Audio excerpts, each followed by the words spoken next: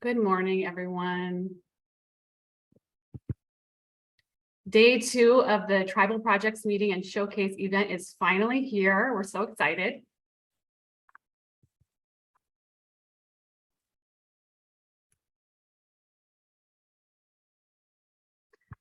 Okay, we'll get started. My name is Ravina Soto. I'm the project coordinator for the Tribal Community Coordinating Center. Okay, here's our agenda. We have a very fun day planned for you today. So we'll begin with a brief overview of California's tribal communities and some of the issues that impact this work. At 10:45, we'll start with the presentations by the tribal projects. This will be a series of short presentations they've created to share. These presentations they're by no means comprehensive of all the work that they've been doing, but it will give you a little snapshot of some of the activities that are taking place. And it's a great opportunity for you to directly learn from some of the tribal serving organizations and to see some of their recent accomplishments. And we also hope it will allow you to connect some names with faces and projects for possible future collaboration.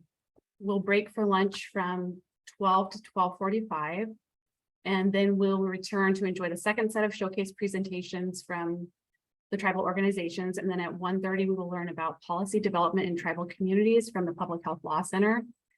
And then we will finish the day's activities with what is intended to be a fun and engaging speed networking activity in breakout rooms. So we hope you'll be able to join us for most, if not all, of the day's scheduled activities. And now, before we get started, we're very fortunate to have Martinez from the Redwood Valley Band of Pomo Indians here to start us off with a prayer.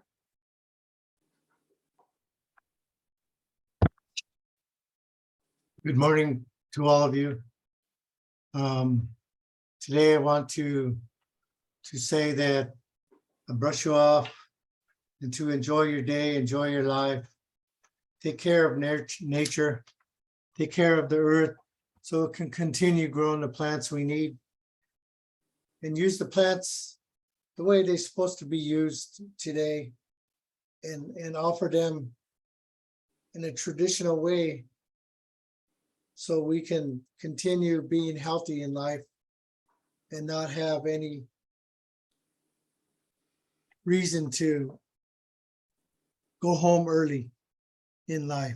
Today, I bless the plants that are in our life, walk in what we're learning for today, and that today you enjoy being together, learning with each other, talking to each other, and continue your work.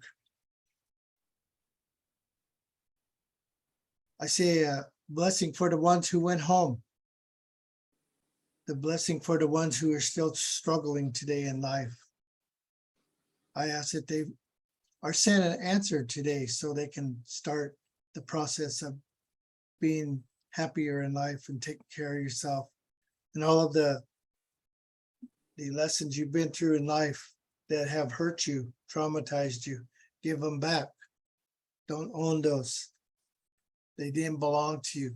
They were brought to you to teach you what you shouldn't feel like in your life's walk, what you shouldn't go teach to nobody else, because it was a really bad thing for you to go through yourself. So give it back and leave it alone the rest of your life, but recognize it if it shows up again. Take it from here, Creator. Oh.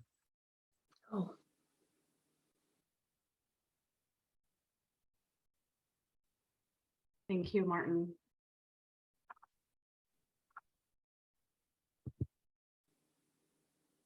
I'm going to start by introducing our staff. Nazba Ben is the Director of Tribal Projects at ETR.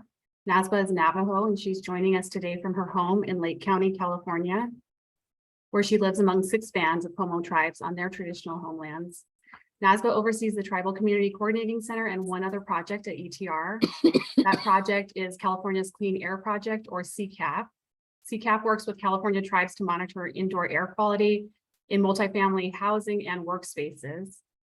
And again, I'm Ravina Soto. I live in the Los Angeles area on the traditional homelands of the Tongva people. I've lived in Southern California for many years, but I was born and raised in Butte County in Northern California, where I'm a member of the Enterprise Rancheria Maidu tribe. Samuel Black is our community engagement and outreach coordinator. He's also Navajo, but today he joins us from the ancestral homelands of the Kumeyaay people in San Diego. We have Lauren Connolly. She's our very helpful and talented graphic designer and the longest running member of the current TCCC team. Lauren joins us from the homelands of the Nisenan, Maidu, and Miwok people in the Sacramento area. So yesterday, Hannah and Jennifer Vo gave presentations that included an introduction to the Tribal Community Coordinating Center. So I won't spend a lot of time on that information. TCCC is a statewide coordinating center funded by the California Department of Public Health, California Tobacco Control Program. We provide culturally appropriate guidance and assistance to California tribes and tribal serving organizations to access and implement tobacco-related programs. Our goal is to decrease the harmful impacts of commercial tobacco use by building capacity within tribal communities, and we make every attempt to respect the autonomy and existing knowledge of tribal governments while doing this work. We're here to provide technical assistance and support, but these efforts are and must continue to be led from within California tribal communities. So please visit our website to learn more. And you can download our policy platform on the site to learn about the priority areas of the work that's being done by the funded tribal projects there.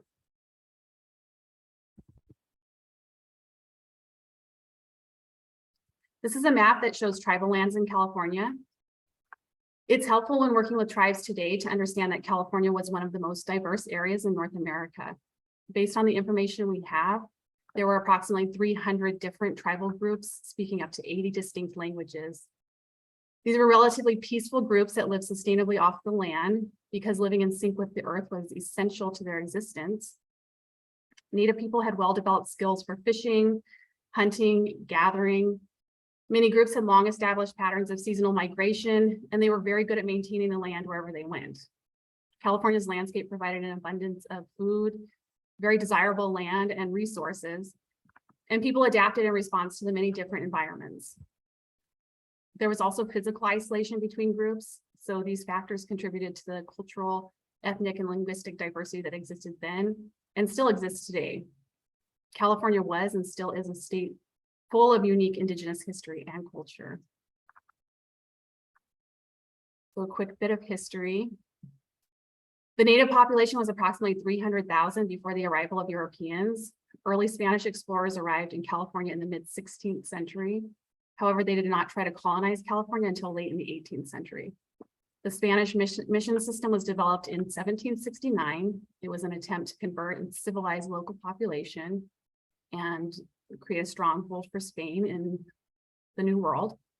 Native people were forced to abandon their spiritual beliefs and convert to Catholicism. In addition to their beliefs, they were expected to give up their entire way of life. Native people lived in and around the missions and were subjected to a system of hard labor. This contact and period of interaction caused traditional lifeways to be disrupted and the population to be pretty much cut in half. Outsiders slowly continued to make their way in, but then gold was discovered at Sutter's Mill on the South Fork of the American River in 1848 near Sacramento. Very quickly, people from all over the world flooded in hoping to find wealth, and things changed pretty much overnight. The gold rush started an unbelievably dark and devastating period for California's remaining Indigenous population. The Native people were not well suited to defending themselves. They were not accustomed to warfare, but even if they had been, they were already severely weakened. One of the biggest problems was that they had no resistance to European diseases. Illnesses spread and often preceded face-to-face contact, and those that did survive disease and separation from the land that provided their life source were seen as a barrier and a problem to be dealt with. They were often violently removed from their homelands. And it didn't take long for the Native population to become almost completely wiped out. By 1873, there were only around 30,000 Native people remaining. So 30,000 down from 300,000 in a very short period of time. Moving forward, the policies of the state and nation continue to harm and discriminate against Native people. So to take a big jump ahead, it is truly remarkable that tribal communities are still here. California's Native people are incredibly resilient and getting stronger. Today, California has the largest American Indian Alaska Native population in the country. Some of these people originate from outside of the state and live in urban areas, but we also have one of the largest number of federally recognized tribes in any state. The tribes we work with are representative of this diversity and so much more. They have some commonalities, but their unique histories, cultures, and governments are often apparent. They can have very divergent ways of doing things, so this means that our approach must be flexible and adaptable. We have to take whatever time is needed to develop relationships and to learn about individuals, and our work must align with community priorities and respect culture. This includes any practices related to traditional tobacco, which is a big topic for all of us. And Samuel will discuss that a little bit more this morning. And then we also have Corinne Pierce presenting to the tribal communities tomorrow. And it helps to be mindful of the historical and social context tribes are operating from, and really to leave any assumptions at the door. Because of the differences that exist, policies and procedures that are developed for one community cannot simply be applied to or transferred to another. Every tribal organization we work with has existing tools, strengths, and skills that they incorporate into their work and contributes to their uniqueness. And since we're discussing the diversity that exists and the individuality of the tribal groups in California, we should also at least briefly mention another important factor that contributes to this individuality, and that is tribal sovereignty. This is a big topic and deserves far more time, but we only have a few minutes, so I'm going to start with a question to get you thinking. And don't worry if you don't know the answer.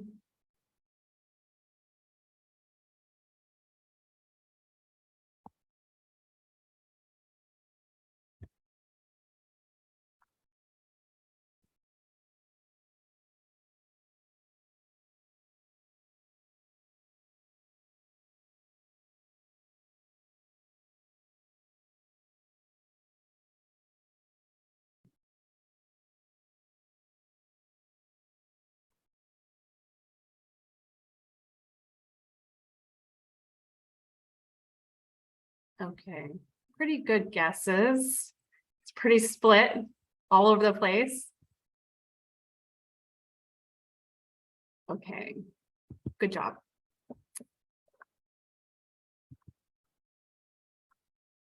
My cat. Okay, the answer is 371.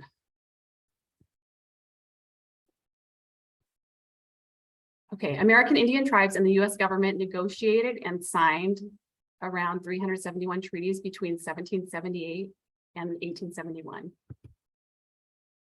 These treaties set forth how tribes and the newly established United States government would operate and interact moving forward. The right tribes had to continue self-governing was acknowledged and written into law, and these laws have been upheld many times by the Supreme Court and are still valid today, regardless of whether or not they are being honored. Sovereign rights existed before the arrival of Europeans, and these rights were retained through negotiations. Nothing was gifted or granted.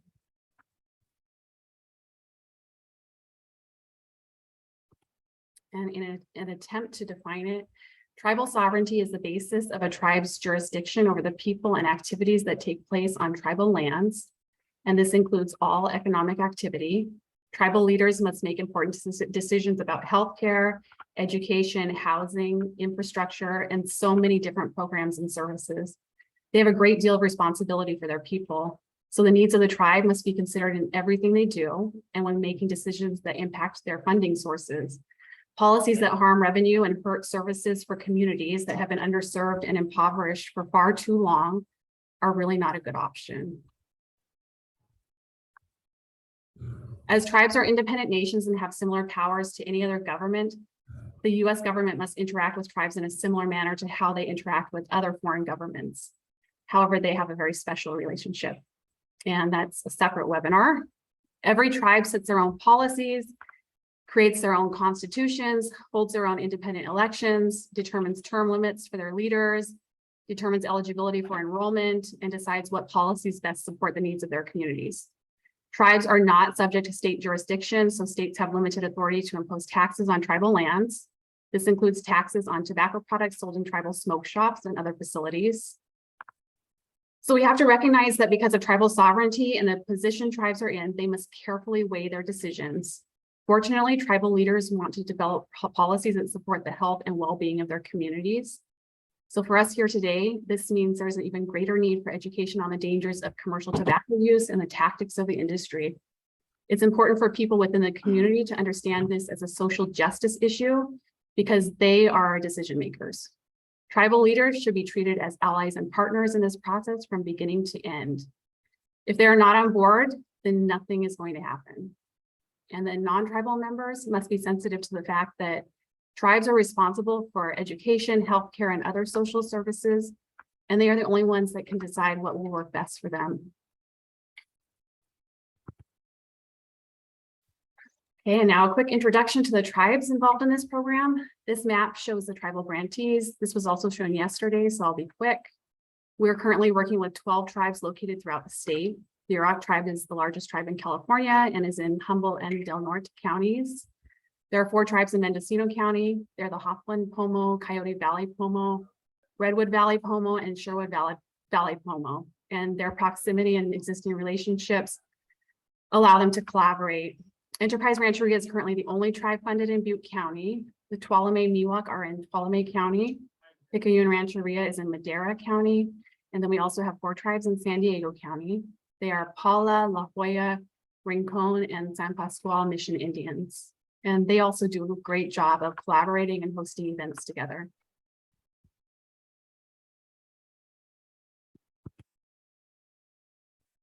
We have 5 tribal serving organizations. They are California Indian Museum and Cultural Center in Santa Rosa.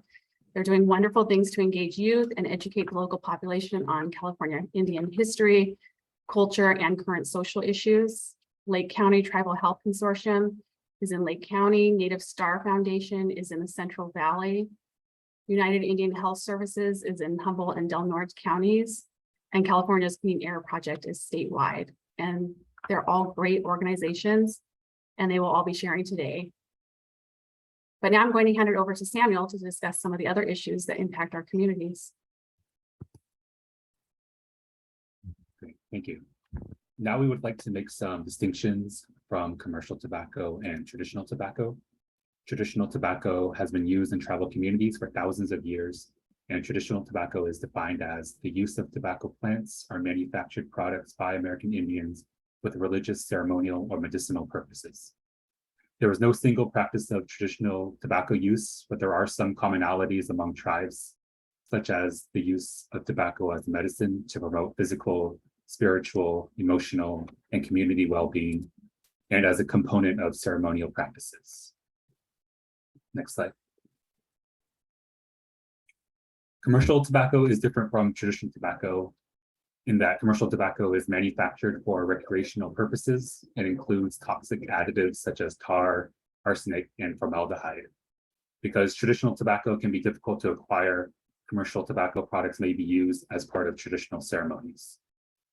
Culturally appropriate approaches to tobacco control include respecting the value of traditional tobacco use while reducing the negative effects of commercial tobacco use among tribal communities.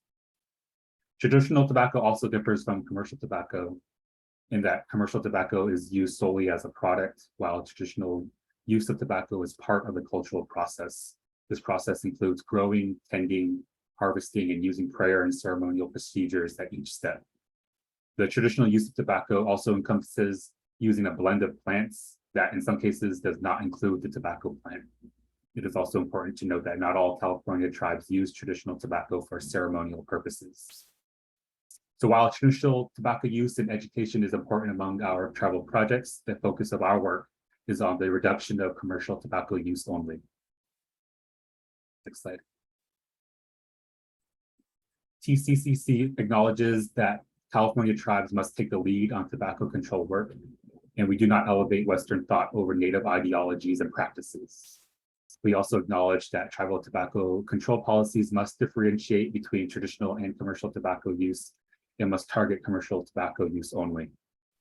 Tribal projects have repeatedly emphasized the importance of reclaiming the benefits of traditional tobacco use, and tobacco control work is more effective in tribal communities when it provides tribes with an avenue to simultaneously teach about both commercial and traditional tobacco. Tribes can work to eradicate commercial tobacco use and teach about the significance of traditional tobacco, and they are all doing so today. While done in this way and with this framework, eliminating commercial tobacco use while reclaiming traditional tobacco use does not present a conflict. Next slide. Barriers, including challenges with culturally relevant tools and services, are made more complex by the relationship with historical trauma, which leads to other forms of substance use, disproportionately high rates of depression and other mental health disorders, higher levels of poverty and unemployment, and lower rates of academic achievement. American Indians faced unique health and social challenges that are rooted in a long record of historical trauma. The arrival of Europeans brought violence, displacement, marginalization, and impoverishment, and the devastating effects of this history can still be seen in present populations. Tribes were stripped of their heritage through forced assimilation, and subsequent generations have faced oppression, destitution, and a lack of opportunity. This has led to many problems that are now endemic to tribes, and tribal youth continue to struggle with the consequences of this unresolved grief and trauma. We cannot create policy change in tribal communities without addressing historical trauma and the lasting effects on the community structure. Next slide.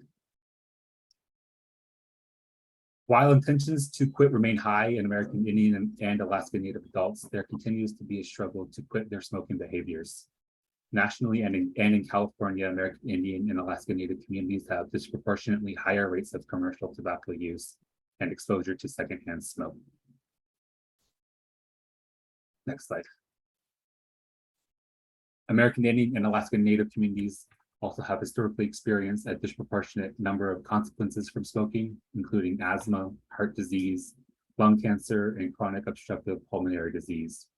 For example, the California American Indian and Alaska Native community has consistently had the highest asthma rate of any racial or ethnic group, which from 2013 to 2014 was 14.3%, while this rate is decreasing in California's general population.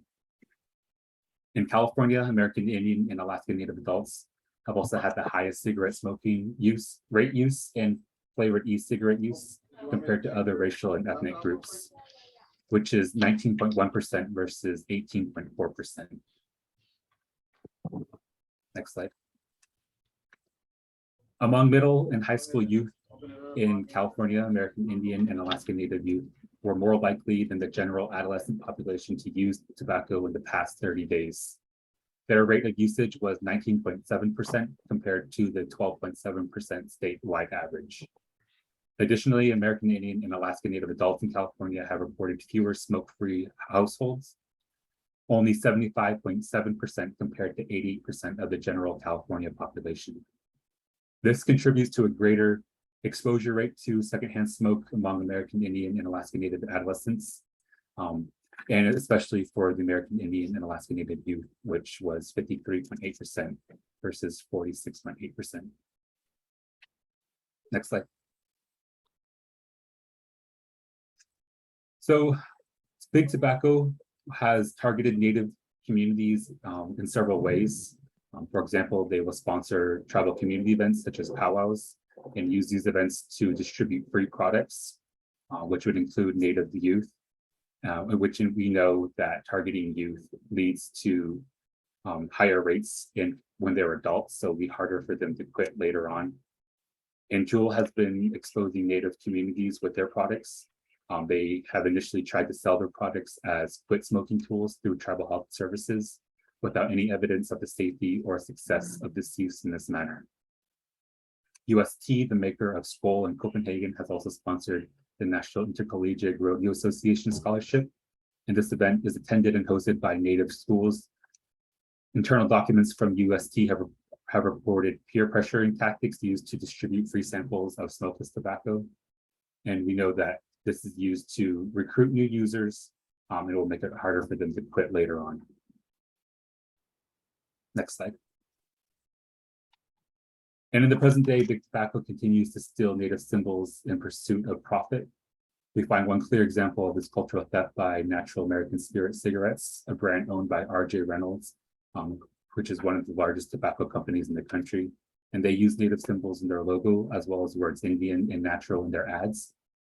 And this is not a new tactic and has been employed by brands like Cherokee, who market their cigarettes as carrying on the Cherokee tradition. Another example is Red Man Chewing Tobacco, which uses an ethnic slur to sell their product, and their name was just changed to America's Best this year.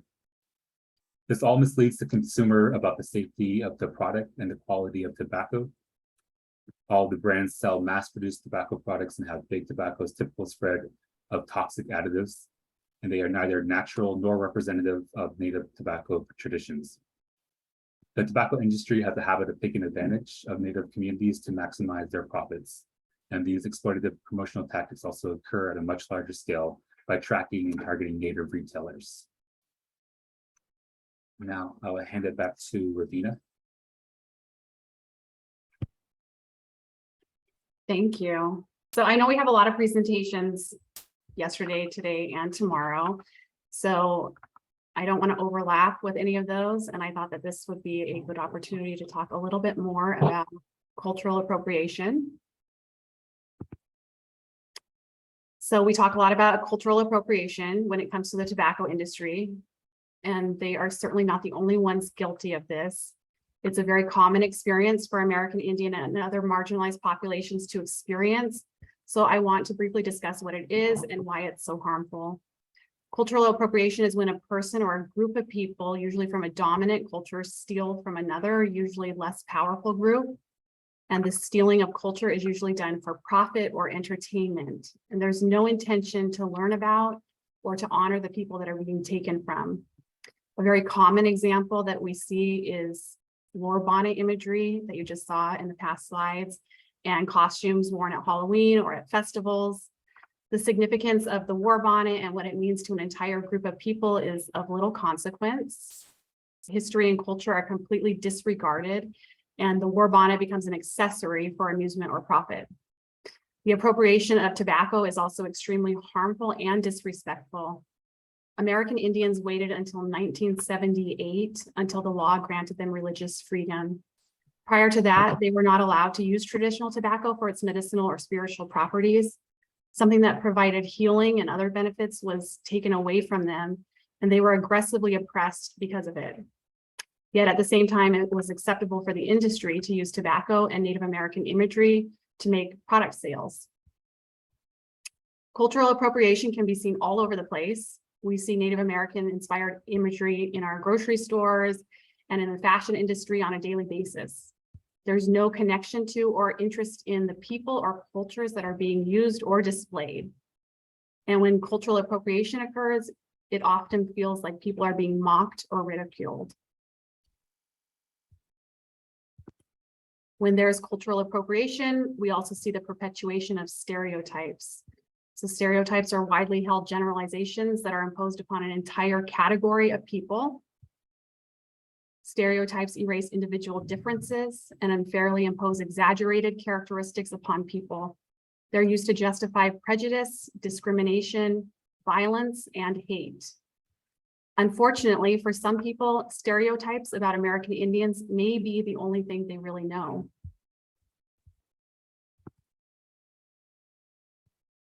In contrast to appropriation and a way to confront stereotypes is cultural appreciation. Appreciation occurs when someone seeks to understand or learn from a culture, and there's a genuine curiosity. People from within that group are given a platform and are leading or actively engaged in the process of sharing. Cultural appreciation allows people to represent themselves and to decide what is shared and how it is shared. It's respectful interaction and does the opposite of perpetuating stereotypes. It allows people to be seen, heard, and understood. And that is what we all hope for. We also hope we're providing a small opportunity for that to happen here today and in all the work that is being done within the tribal communities. So please remember that as tribal communities, we're just getting started on this work and have a long way to go. However, we're very excited to be here together and to be moving in the right direction. So with that, we hope you'll enjoy the presentations from the tribal projects. Here's our contact information. We'll be showing this again throughout the presentations. And thank you. We're early. We're ahead of schedule. Okay, give us a minute. Hi, Ravina. Hi. Am I the person you're waiting on? No, we're not waiting on you. Okay, I came You in and just I ended saw, thank early. you. Okay. But we just ended right now, so your timing is perfect.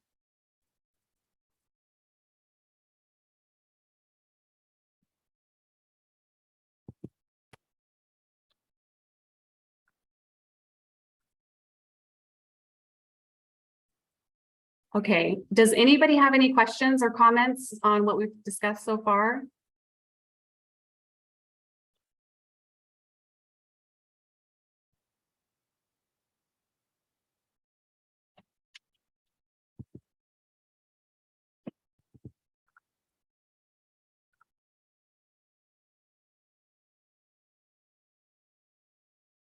Okay, then Samuel, I will let you take over with the presentations.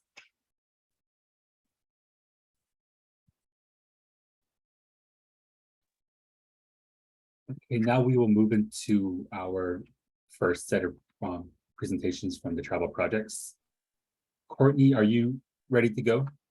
I am. I had a heart attack when I jumped in from our other meeting that we had this morning and saw that your presentation was on the thank you slide. So it was like an oh no moment. Yeah, I am. Let me go ahead and share my screen real quick.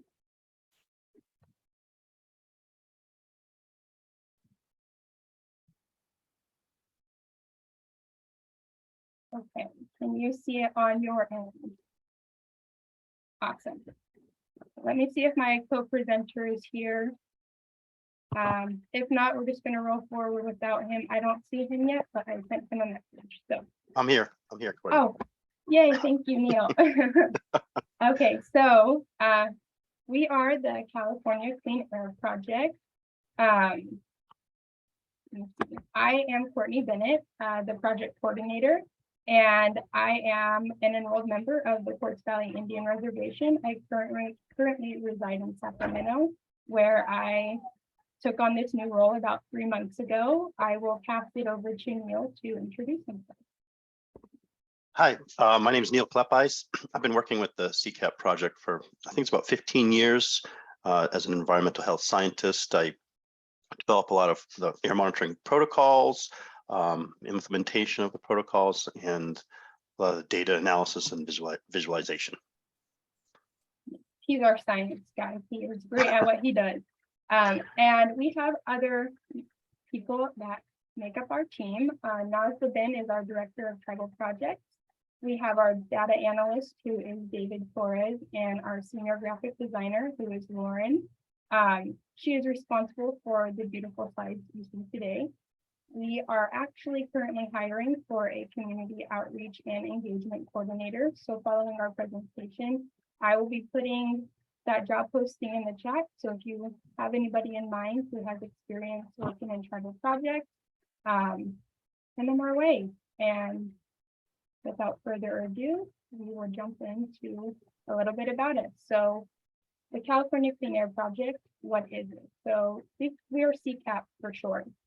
We are centered on reducing commercial tobacco-related disparities in American Indian communities. To achieve this goal, we provide technical assistance to California tribal casinos and housing complexes to help voluntarily adopt and develop smoke-free policies to protect tribal people and their employees. So CCAP strives to build lasting relationships with tribal partners while creating a healthier future for all tribal communities.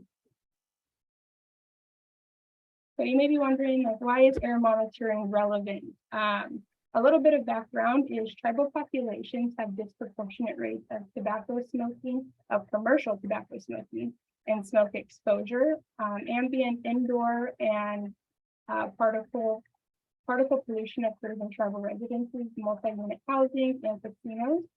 So a little thing to note is even when there's smoke-free areas, secondhand smoke exposure can still occur. For example, when smoking areas are inappropriate placed, such as in casinos or anywhere really, if they're inappropriate placed, it can still affect tribal membership, staff members, and patrons. For the purpose of air monitoring, it's really to enable tribal leaders to learn about air quality and how to measure the levels in tribal homes and casinos. Based on all the data that is collected through our air monitoring process, daily reports are provided. And these can be used as a driving force for clean air campaigns and also in the adoption of voluntary and legislative smoke-free policies on tribal lands. And another little in the bubble, you'll see that CCAP provides 100% free air monitoring services. So with that being said, there's really no harm in doing air monitoring. We're 100% free and knowledge is power. So take advantage of our project. Now to jump into the procedure. For the CCAP TA process, it's similar for both housing and casino complex, for housing complexes and casinos. So whenever CCAP has the green light from tribal leadership to conduct air monitoring, the general order of operations is pretty much the same. It starts with air monitor installation, which enables data collection and moves along into the compiling of a daily report. So we're going to go over air monitoring installation and data collection for multi-unit housing first. So starting with air monitor installation, in the photo, you see a purple air monitor. It is the white little mouse looking thing. That is actually one of our air monitors, and it is pretty similar to the size of a computer mouse. So it's very small. It is a stationary monitor. And in order to install these monitors, 2 CCAP staff members, typically myself and one other individual, will enter the volunteer's home to connect the purple air device using Wi-Fi capabilities. The only requirements for air monitor installation in the homes is a stable Wi-Fi connection and access to a power outlet. And then we can go ahead and begin data collection once we're all hooked up. So data collection using the purple air monitors, the purple air monitors will be left inside the home for about 2 weeks. And during this time, volunteers will be asked to complete a tracking log. And this tracking log is basically a form that the volunteers will fill out, noting any activities that may have impacted particle levels in the home. For example, cooking, burning candles or incense, ventilation measures such as having the window open. And that's kind of it. It's not too invasive or anything like that. There are security measures in place, which I'll talk about in just a bit. Now we're going to go ahead and move on to air monitor installation and data collection within casinos. So for casinos, you see the Atmo tube, which is the other rectangular device under air monitor installation. That is a device that's used within casinos and can be worn on the person. For casino air monitoring, the key difference is that we have both wearable and stationary air monitors that can be used depending on what is the best fit for our tribal partners. Some people really desire the least invasive option, which would possibly be stationary monitors or CCAP staff wearing the monitors rather than casino staff. So for the wearable monitors, either CCAP staff or casino staff can wear the monitors on their person while walking around the different areas within the casino. And for the stationary monitors, CCAP team members would install the monitors inside the casino utilizing Wi-Fi capabilities, much like in multi-unit housing. And the requirements for stationary monitors are the same, stable Wi-Fi and access to a power outlet. For data collection, once we're all set up and we have our monitors chosen, it will differ depending on the type of monitor being used. So for wearable monitors, data collection will occur over the duration of mere hours. It would just be during the time that CCAP staff walk around the casino and get measurements in different areas, or potentially over the shift, over one shift of a casino staff. And then for stationary monitors, they can be left. We suggest a minimum of 24 hours, but ideally up to 2 weeks, just to really have an abundance of data to see variation across the 2 weeks. Now for some universal information about data collection is when using stationary devices, such as the purple air monitors I mentioned, designated individuals by the tribe will have access to real-time data and interactive charts utilizing a password-protected portal. All the data collected on utilizing CCAP's technical assistance services is owned by our tribal partner, whom we are collaborating with. So once we have collected all of our data, it does not belong to CCAP, it belongs to our tribal partner. And then also another major concern that we get is, are these devices spying on us? So all monitors, whether stationary or wearable, do not have audio or visual capabilities, meaning that there is no cameras or microphones. And that is a key priority to us to make sure we are not imposing on your privacy. Now for tailored reports. Tailored reports is very similar for both air monitoring and multi-unit housing and casinos. Once we collect the data, our CCAP team, including Neil, David, and Lauren mostly, create a report following the completion of that data collection. And the results will be compiled into a thorough yet summarized report that depicts particle levels in an easy to read way, utilizing charts or just fun graphics that make data look a lot more fun.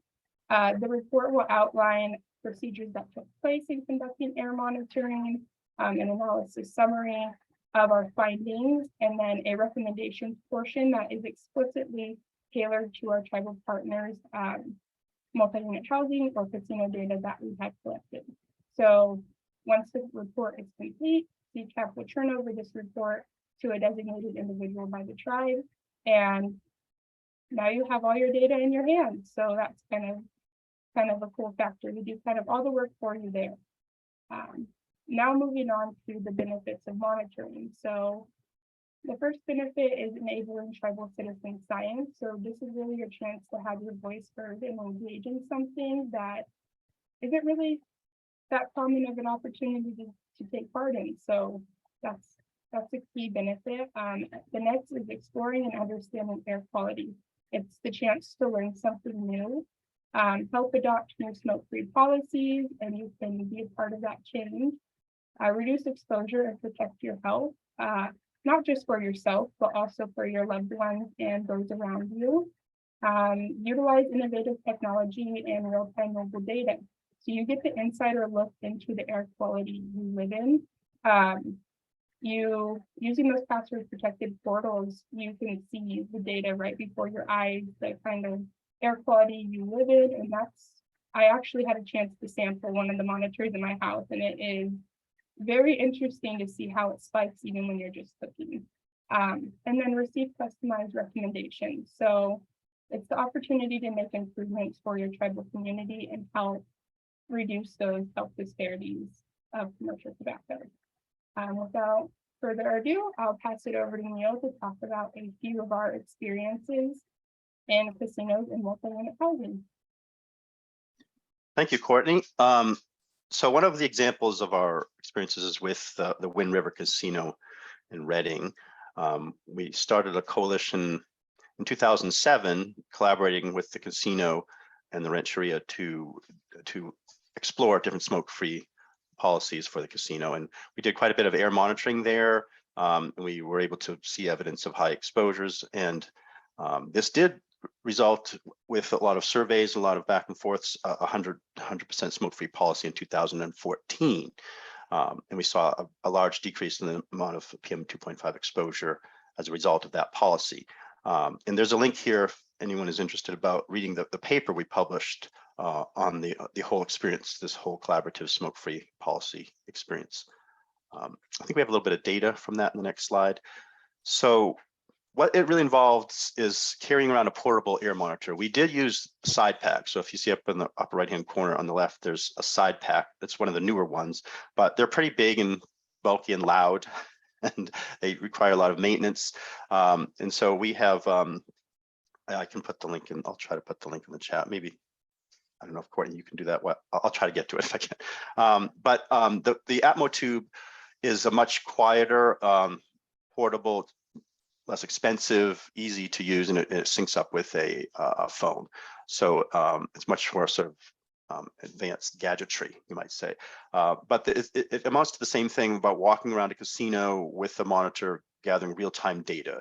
And the protocol we follow is typically spending some time outdoors to see what those levels are, and then walking through the casino, the smoking and non-smoking areas to kind of see what's happening, to look for any hot spots where ventilation might be changing.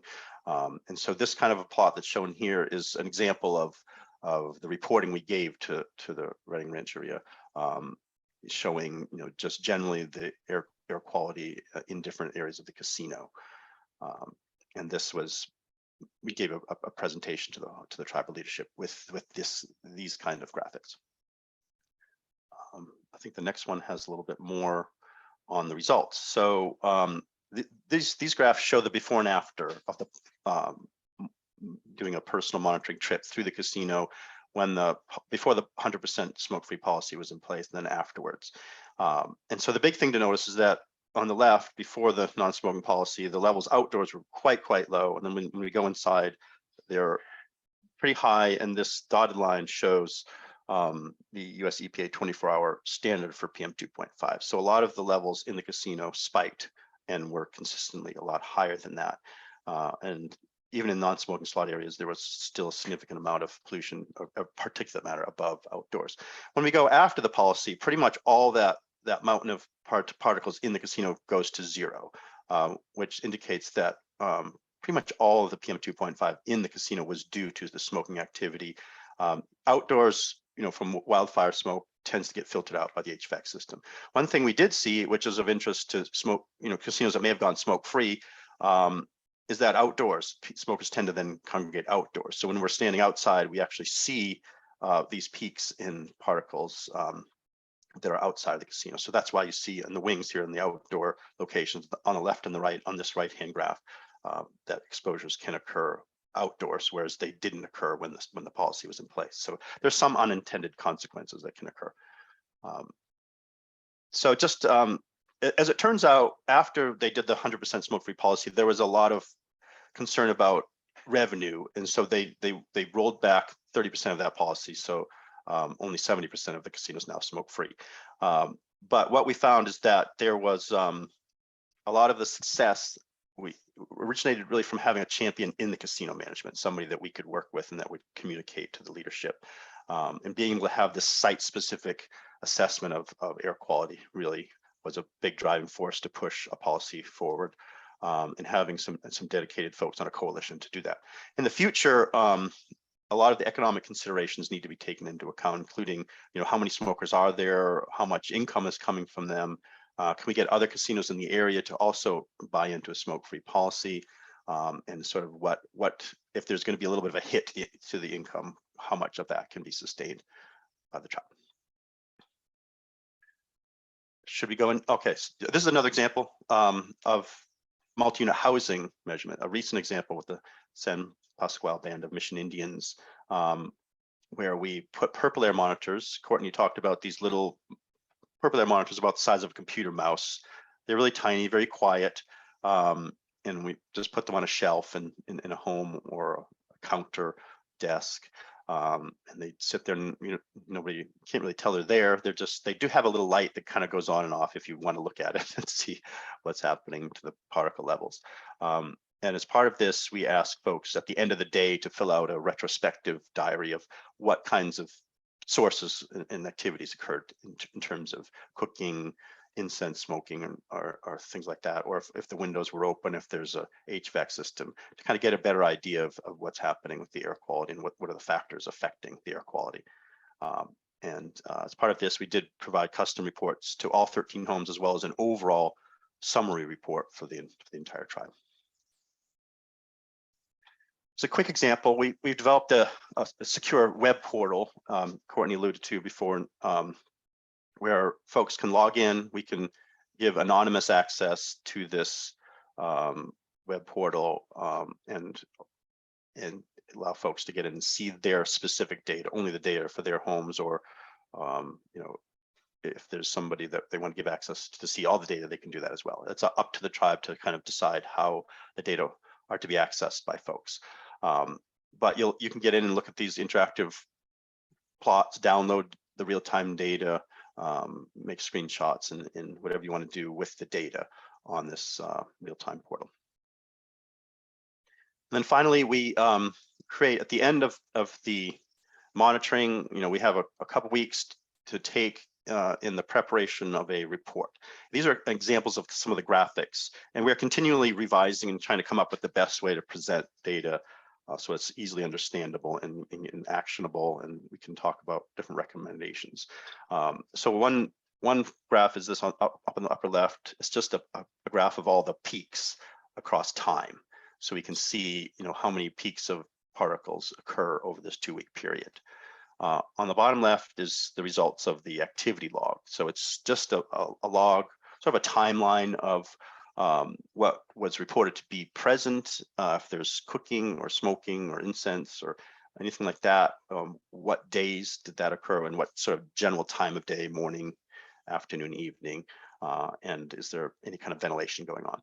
And then we can aggregate the data and look at how particles change by time of day. So we can actually see on this right-hand plot, where the peaks generally occur. Is there, cooking going on in the middle of the day? Is there cooking going on at night? Is there smoking in the morning, or whatever may be going on? We can see sort of a bird's eye view of averaged across all the days. So all 14 days, we can look at the hourly profile of that to give some sense of, what the major sources are. So I think that's it with my summary of those examples. Thanks. Yeah, thank you, Neil. It was a great example of what we've done. Now that you've had a chance to see what we do and where we have been, what's next? And so currently we are identifying future collaborations and continuing to build lasting tribal partnerships and relationships.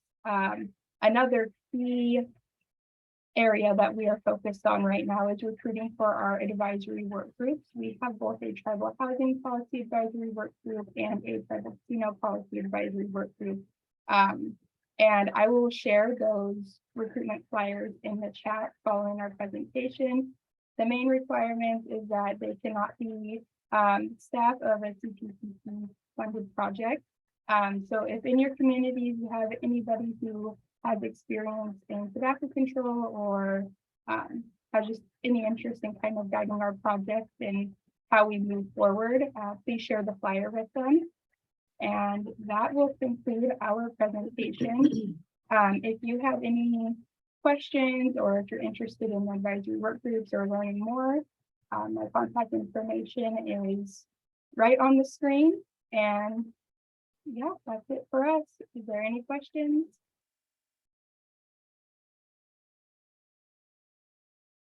Yes, thank you, Courtney. Does anyone have any questions now? You can share them in the chat or come off mute. Yes, Courtney, question. Rachel from La Jolla. Do you do outside monitoring as well?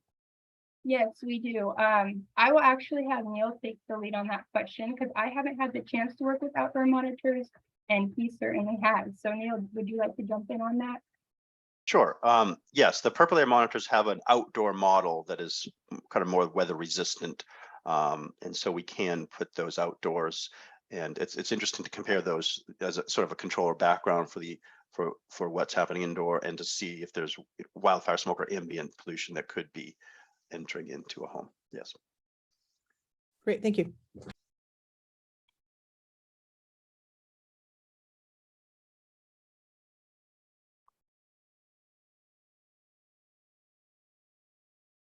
Any other lingering questions?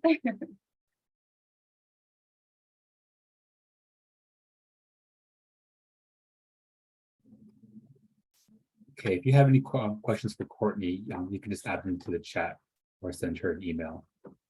So now we will move on to Rachel from La Jolla. Rachel, are you ready to present? I sure am. Good morning, everyone. Let's see, let me share my screen here. And we'll get ourselves going. Sharing. Oh, there we are. Okay, well, Rachel Wright from La Jolla Tribal. We're up here, we're in San Diego County. Our goals and our focusing is implementing an excise tax, getting our smoke grounds completely camp free, or our campground actually smoke free. Hence my question about the outside monitoring. We've just gotten some signage for that, so we're pretty fired up, and developing a youth coalition, which we've done. We are in partnership. We created our own coalition. Karina spoke about. We call ourselves the Southern California Tribal Tobacco Coalition. That involves La Jolla, Pala, Rincon, and San Pasqual. But our focus with our youth, and I want to bring that up, and what we've been focusing on for this portion, and we'll move it into the next portion too, is tobacco waste. So this is just one of the flyers that we had for our tobacco waste program. Move it over here a little bit. Just something to get the kids going. We like to have fun with it. We've got our big jewel back here and our huge Marlboro. So, you know, they know we're coming when we set up, when we table our events. So just an example of that. And then another flyer that we used. Our kids have done a great job about stepping up and tabling some booths and getting people fired up about it. We've done some pickups. So just one of our flyers, we just kind of put some pickups and things that we do. Again, just information. So kids can spread that information, obviously, to others. So just a couple of flyers for us. I know we're just updating and being mindful of time. So this are our other back of our flyer there. We did go up to the, I took some youth up to the COIN. They hosted a statewide youth advocacy conference in Santa Cruz, and that was huge for us to be a part of that. We really enjoyed it.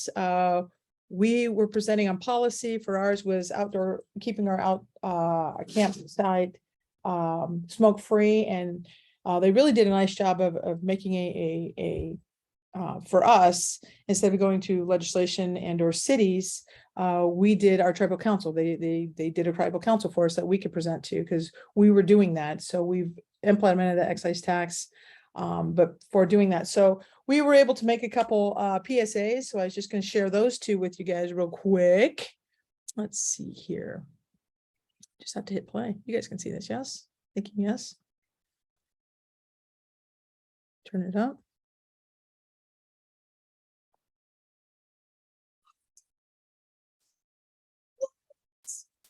Look at these trees.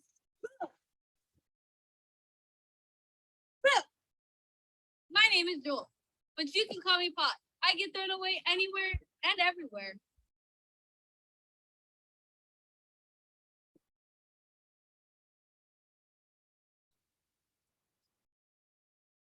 So that's one of them, and another one we made up there. It's beautiful. I highly suggest, if you've got some youth, swing them up there, because it is absolutely gorgeous. So here's our second one.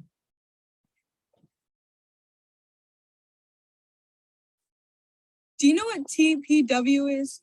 It stands for tobacco waste products. Things like this, a vape bar, a cigarette, and a pod.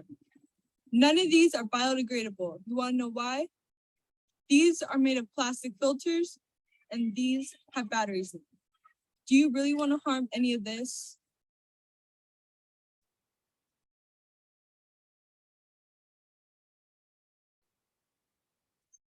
So that's just a couple of the PSAs that we made in regards to what we have on the docket. Sorry that you're looking at me. We probably should unshare my messy board here. Let's see. There we go. But for what we have on the docket, we're really proud of being involved with. We did an August Youth Summit, our first annual one last year. We had I think we had a total of 38 or 48 kids come to that. We hosted it at our campground this year. We were part of our coalition. I know Diana's going to speak to that, and I know she's got a video and stuff, so I just want to briefly touch upon it. But it is such a pleasure working with these other tribes. We all have youth groups, and we all work together, and we've included Indian Health with us on that. Lisa Brooks has been very, very instrumental in supporting us in that way, in regards to everything that we need for just education, and then on the backside, the cessation part as well. But we held our second one on a little warm day. San Pasqual hosted, and we doubled our number, and we added a youth walk run to it as well. So, you know, we're excited about where we're at. We're moving along. We are going to do our annual Halloween drive-through. So that means dressing up. We've always had fun with that. Our theme this year is Shark Week. So we're going to be sharks, eating sharks, shark eating people, whatever we're going to be. So that's going to be fun for us. That is pretty much our update. Again, our focus is on tobacco waste, along with other things, but we're really zoning in on that with the environmental portion of it. Our tribe, our reservation about burned down about 90% of it about 8 years ago.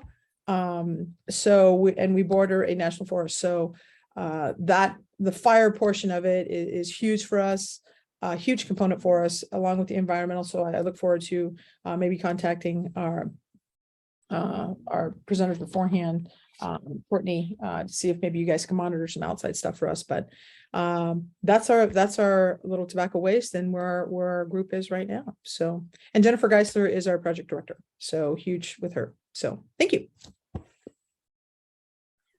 Great, thank you, Rachel. Does anyone have any questions for Rachel?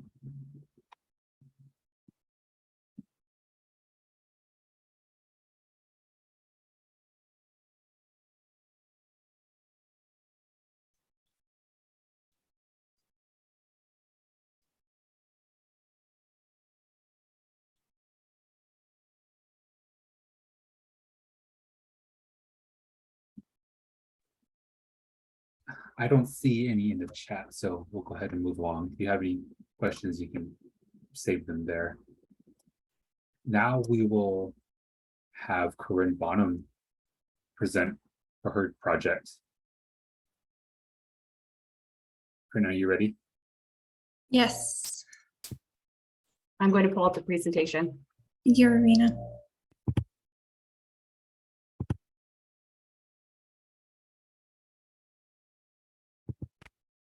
Okay, go ahead. All right, hi everyone, I'm Corinne Bonham. I am the Community Engagement Coordinator for the Tuolumne Walk Tobacco Education Program. We are located up here in the Sierra Nevada foothills. Our tribe is in a very rural area, so we're small. My main goal right now is putting together a youth program, which will be led by our youth. Next slide. So one event that I had put together, or activity, is our logo contest for our youth. It ran for a couple months from June till July, and we held our voting in August of this year. Next slide. So this is our second runner-up. How we decided on these is we had voting in person at our tribal hall, so all community members were able to come together and choose their favorite logo. Next slide. And then this is our first runner-up. We had a tie between first and second. That's why we had a runner-up, and they won a $25 Amazon gift card. Next slide. And then this is our winner. This is who our community members chose for their favorite logo contest. And this winner was 6 years old, very sweet kid. And what we're gonna do with this is probably turn it more into a poster rather than a logo. Next slide. And then this is our current activity that we are doing with our high school youth. It's a t-shirt design contest. We're having them design their t-shirt for the Youth Quest for next year. Same prizes, $50 for the winner and $25 for the second and third place. Thank you.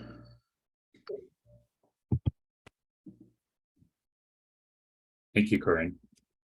Does anyone have any questions for Corinne?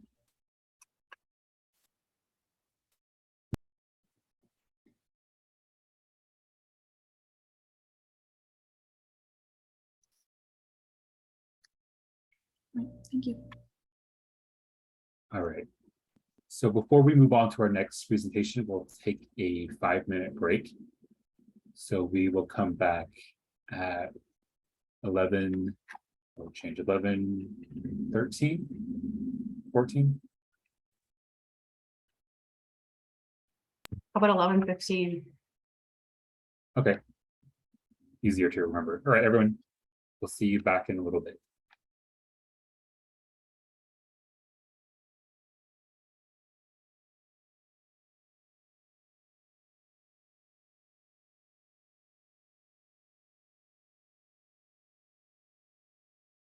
For us to dwell on all the negative things with COVID or turnover. So we're excited to actually have prevention funding in our community for the first time.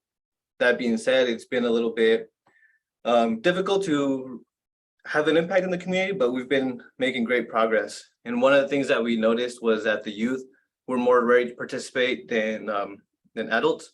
So we kept reaching out to them one at a time, and eventually we're able to get small groups like we have in this picture. And here they're actually recording some voiceovers for a series of PSAs that we've been working on for some time, and hopefully we'll get those out soon. So one of the first things that we were able to do with our youth was attend Youth Quest. The first year that we were here, it was online. So it wasn't very exciting for them, but thankfully they still participated and even joined in the legislative visits. But this year it was in person, and the kids were actually excited to go because they got to go to the Capitol, do something fun, do something with new people, and just have a great new experience. And when we went there, they got to march to the Capitol. So before they marched to the Capitol, they created posters and chants. And at first they were a little shy and hesitant, but once we started walking and they started talking to other people around them, they got excited and started holding their signs up and chanting. So that was probably for a lot of them, like the first time they've ever done any sort of civic engagement activity like that. And while we were there, we also had a legislative visit, and the youth actually got to have a private tour of the Capitol building from one of Assemblymember Wood's aides, and they got to see the Senate floor in action while they were there. So it was like watching C-SPAN, and it seemed kind of boring, but they were actually pretty excited to see it in person. So that was, a nice experience for them. And then at the end of it all, Assemblymember Wood actually came, introduced himself. The kids got to share a little bit about their experience with how commercial tobacco affects their school life. And then at the very end, Senator McGuire took a picture with them, a selfie, and then posted it on Instagram. So that was pretty fun too. And then when it comes to the youth, we try to balance like work and fun. So here's a little bit of the things we've been working on with them lately, of making like memes so that they can have a creative and fun outlet. So here's the few memes that we're going to be working on to hopefully have like a little meme series coming out on social media. And here's a couple more.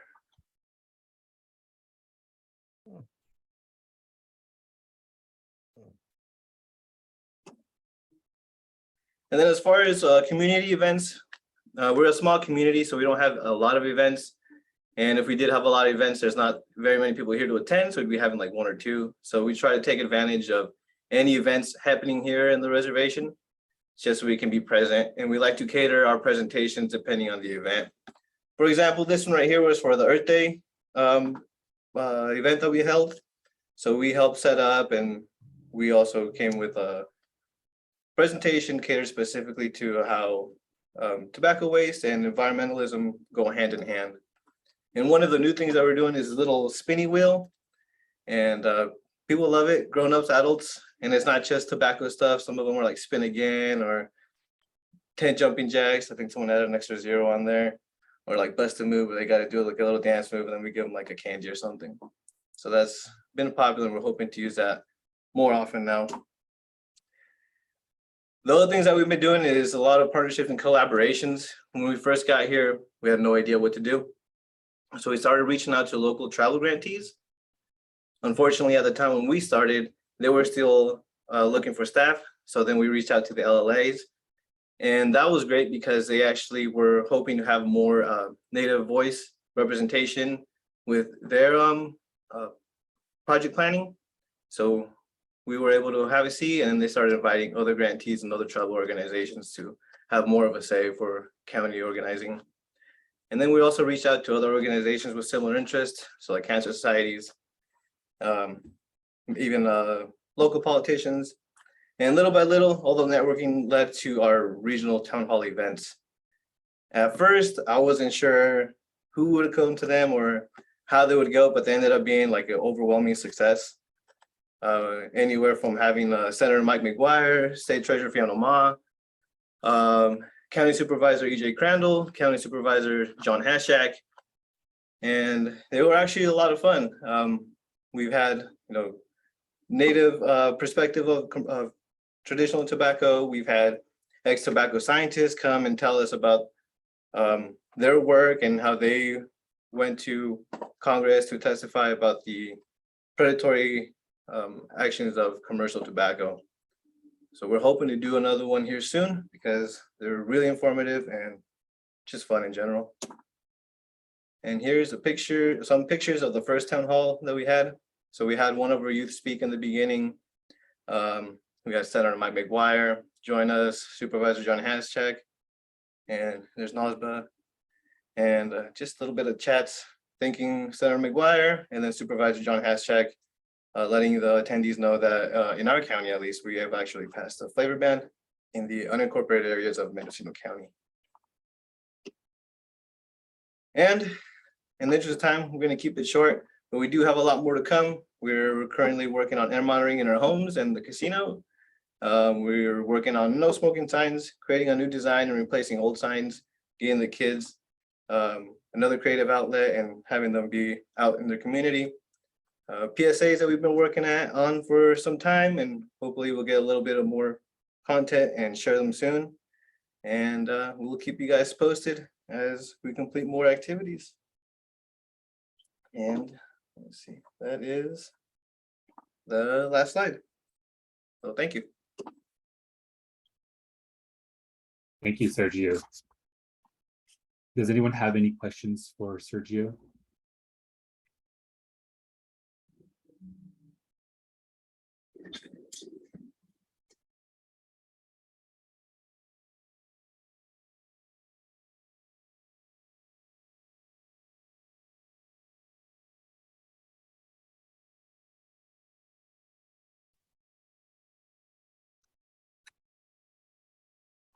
Sergio, it looks like Ignacio asked if there are any resources you use for your town hall.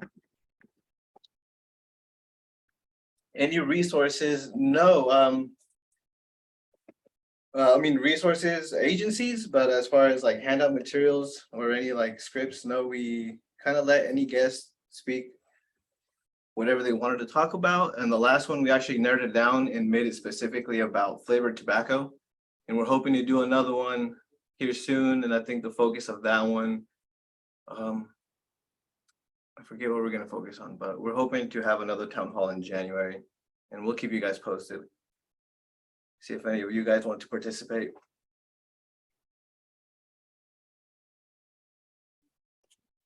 Great, thank you. Are there any more questions?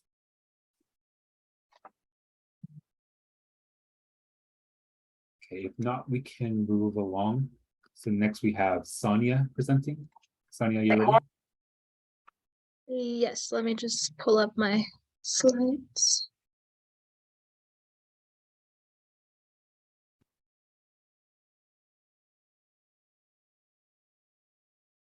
Okay, so can everyone see my slides? Okay, thank you. So hi everyone, my name is Sonia Serrano Garcia, and I'm the project coordinator for the Red Medicine Tobacco Prevention Project, which is part of the Native Star Foundation. This summer, we hired 3 interns, and throughout the 6 weeks that they were with us, they created a lot of products. And this TikTok workshop that they created stood out. They taught youth and adults about TikTok and how it can be used to spread awareness about social issues, their culture, and traditional tobacco. I will now show you the slide deck that they created. So here are our summer interns. 2 of them are in junior college and 1 of them is in high school. And throughout their internship, we wanted to build their skills in youth leadership, team building, teachability, hard skills, cultural knowledge, and tobacco control. And this product that they put together encompasses all of these goals, and you will see why. So our interns wanted to define for others what TikTok is because TikTok is a popular app among youth today, and it was important to share how their generation communicates information. So they started off their training by providing an overview of TikTok and how it is used. They also gave us 3 examples of the type of content one can see on TikTok. So these would be entertainment, culture, and social justice. And for each type of content shown, the interns chose a video that they thought best represented that category and its impact based on the number of views and hashtags shared. So here is the entertainment TikTok, which is actually the most viral category. And just a heads up about the videos may be cut short, but on the actual TikTok app, they play on a loop. So I'll go ahead and play the first video.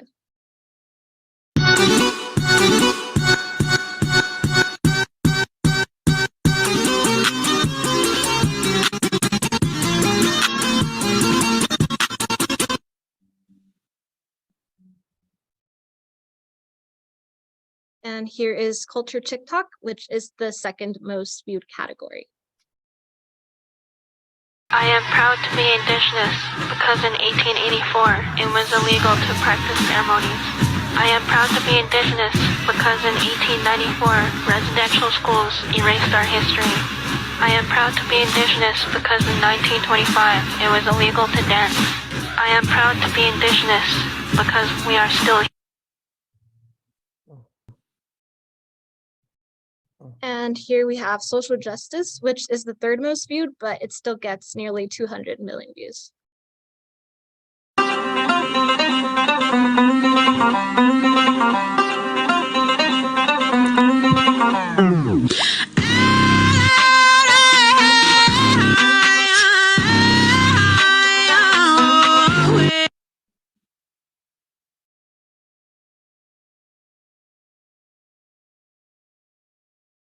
So next, our interns felt that it was important to explain what it meant for a TikTok to go viral based on the reach measured by views.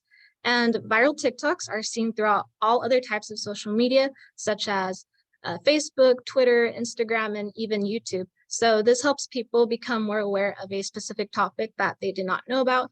And in turn, they want others to learn about it, so they share it with their circle. Next, our interns moved to providing instructions to the attendees on how to create a TikTok. So here they provided step-by-step instructions on how to create a TikTok. Then they told us where they were able to download the app based on what type of phone you have. Then they explained what the profile page is, its features, and what each feature does. Then they talked about the creator tool, which is the actual tool someone would use to record a TikTok. So they explained what each button does and how to use it. Then they explained what the homepage is, its features, and what these features are used for. Next, they moved on to talk about how to use TikTok to make an impact. So for this, each intern chose a viral TikTok from a native creator. And on each slide, they talked about who this creator is, the type of content they create, and the amount of views and likes that specific TikTok has. So here is our first creator and their TikTok.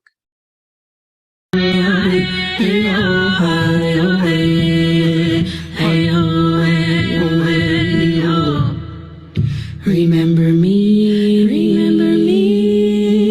when the sun comes up in the morning sky, there I will be, soaring with the eagle so high, feeling free. Remember me.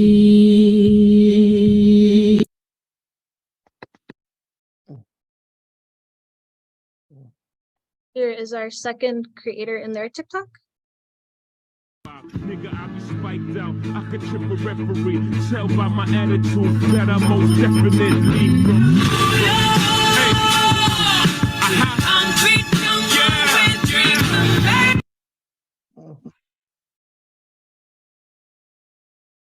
The third creator in their TikTok.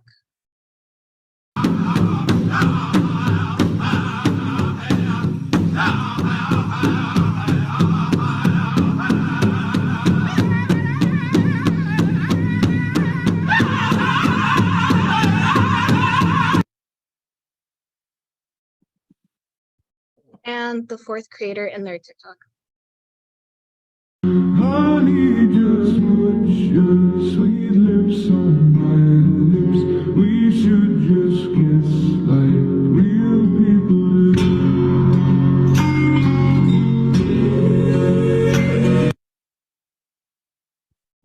So as you can all see, based on the amount of views each TikTok had, and the topic shared by that creator was able to reach a lot of people, making an impact on social media. Then our interns wrapped up the training by leading a brainstorming session.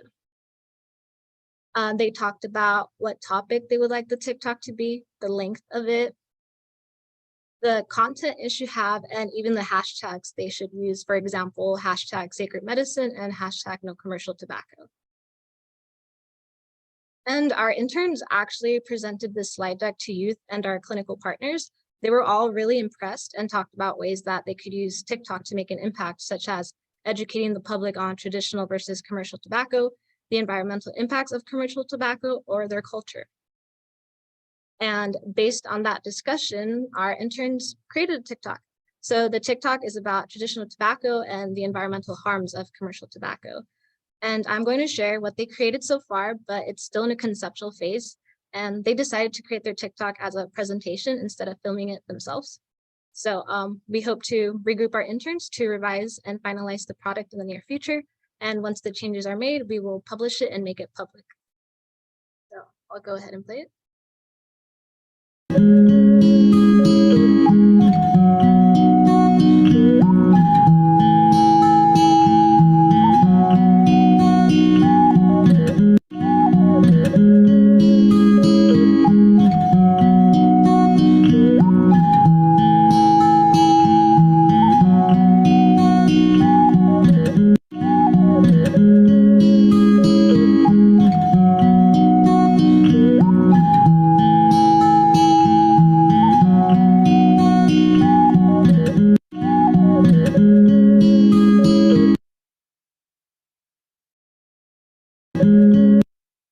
And yeah, so as you can see, our intern showed us how TikTok is not just a social media app. It can actually be a powerful tool to bring awareness of an important issue and make a change in their communities. So thank you. And if there are any questions, I'll take any.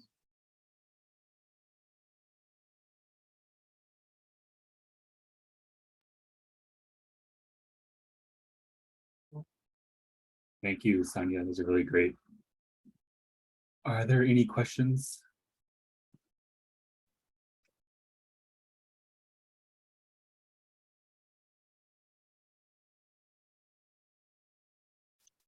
Sonia, could you share the account, the TikTok account that those are on? Where they'll be shared? Yes, I'll share our handle. Thank you.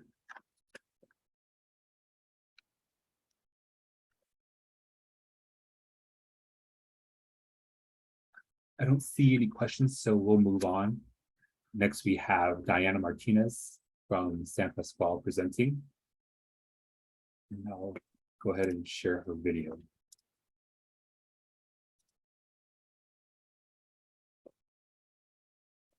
Hi. Hi, can you see me? Oh yeah, there I am. At the Golden Gate Bridge. Can you see that picture, the image? There it is. I don't know what's going on. Anyhow, I'm Diana Martinez. I'm an enrolled tribal member with the San Pasqual Band of Mission Indians. I worked for my tribe for over 50 years. I served on council for many years, since I turned 21 to 95. And when this grant became available, I scooped it up because I thought, wow, this is a really good project for our reservation. It's a good initiative to help, educate people on the health disparities of tobacco use, vaping. Every time I see somebody with a vape pen or smoking, especially, oh gosh, I just, I try to talk to them about, how harmful it is. And people didn't realize it back in the day, but it was very harmful. And both my parents used to smoke, and I remember they'd smoke in the living room while we were watching television, and us kids would lay on the floor watching television, and the smoke would be all on the top of us, and we'd jump up and we would splash around in the smoke. It was crazy. But anyway, I'm excited about our tobacco program. I'm excited for our collaborators. We've joined a coalition or formed a coalition with La Jolla, Jolla, and Rincon and Indian Health Council, and all the people there are great to work with. I want to let you know that once we start playing this video, that I need to make a clarification, a correction on it. The iPods were not, or iPads were not purchased for incentives. They were purchased so that our youth could attend Zoom meetings, because it was during a period where we couldn't meet in person. And so to overcome that obstacle, we purchased iPads and assigned them out to our youth coalition, as well as our tenants in our HUD housing, so that we could communicate with them and we could meet with them on exactly what was going to happen during the air monitoring process of their unit. With that, I'm going to let Samuel start the video, because he's got control on that side. Go ahead, Samuel. Welcome to the San Pasqual Anti-Tobacco Disparities Project highlights.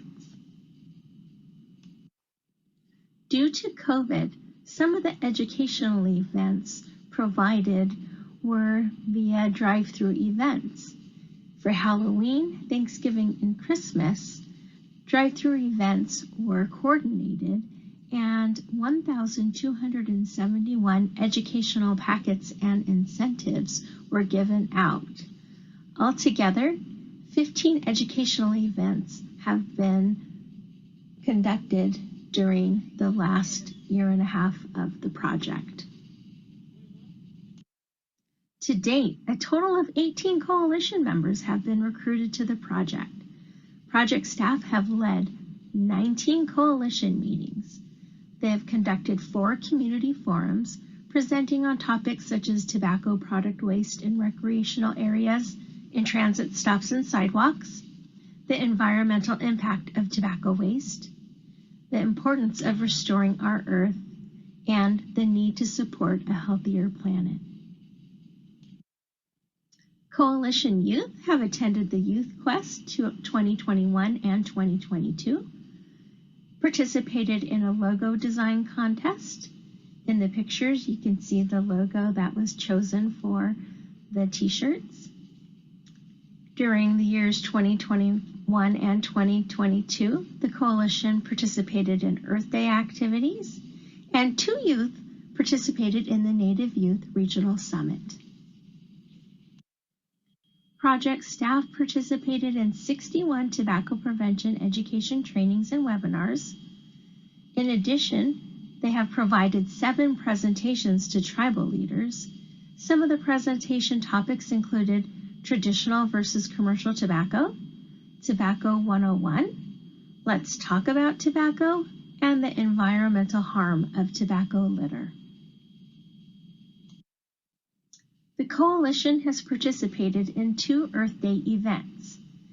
They have conducted 3 cigarette tobacco product pickup events, During those events, they have collected 483 tobacco products. In addition, the project has posted 2 publications in the San Pasqual Calling Rock newsletter. To date, we have collected 66 smoke-free home pledges from tribal residents of San Pasqual. We have distributed educational materials related to the benefits of a smoke-free home to over 280 tribal residents. Once a month, the project provides updates to tribal council members, and we have conducted particle monitoring in 13 San Pasqual tribal homes. We provide weekly postings to our Instagram account with messaging related to smoke-free homes, ways to dispose of e-cigarettes, ways that people can act now in terms of making their homes smoke-free, providing messaging related to targeted tobacco marketing, and information about the harm of environmental tobacco smoke. The project has faced some challenges and barriers. So the next few slides, I will share some of our challenges, barriers, and the solutions. Our first one was COVID-19. Due to COVID-19, many challenges were encountered. One, it was difficult to not be able to meet in person and provide the trainings and presentations that we need to. Many of our offices and departments were closed, and the general council and elders meetings and luncheons were all canceled. Some of the solutions that we took to overcome some of these challenges and barriers include, once the COVID-19 pandemic restrictions were lifted a bit, we were able to begin our in-person meetings, presentations, and activities. We did try to utilize Zoom for meetings and collaborations with partners, and organize drive-through events for tribal members. Another challenge that we faced was related to coordinating with the California Clean Air Project to install monitoring devices in 5 low-rent units. Unfortunately, the data was inconclusive because the tenants tampered with the monitoring devices. We were able to finally complete the air monitoring during the 3rd reporting period in 13 units. We offered incentives for homes that were able to complete the week of air quality monitoring. Most youth and homes on the reservation do not have access to the internet or access to computers, phones, etc. It makes it very difficult to connect virtually with youth and interested participants. The project provided internet via Verizon hotspots and purchased iPads as an incentive for youth that are active in the coalition to be able to participate in the project activities and virtual meetings.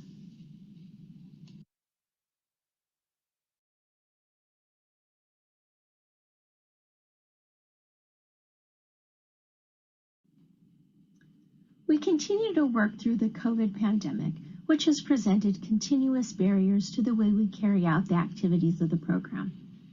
This continues to exacerbate the barriers in community engagement, outreach, and coalition member recruitment. We continue to abide by tribal guidelines to keep our community and staff safe and healthy, while finding ways to engage the community through safe drive-through events. We were able to participate in a few in-person events during the summer of 2021 and are now able to provide more in-person events.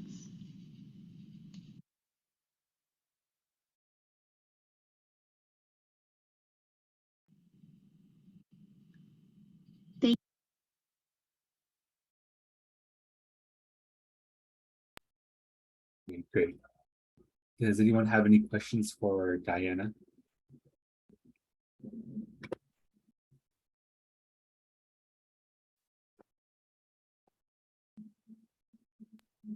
Dan, can I mention a couple of things?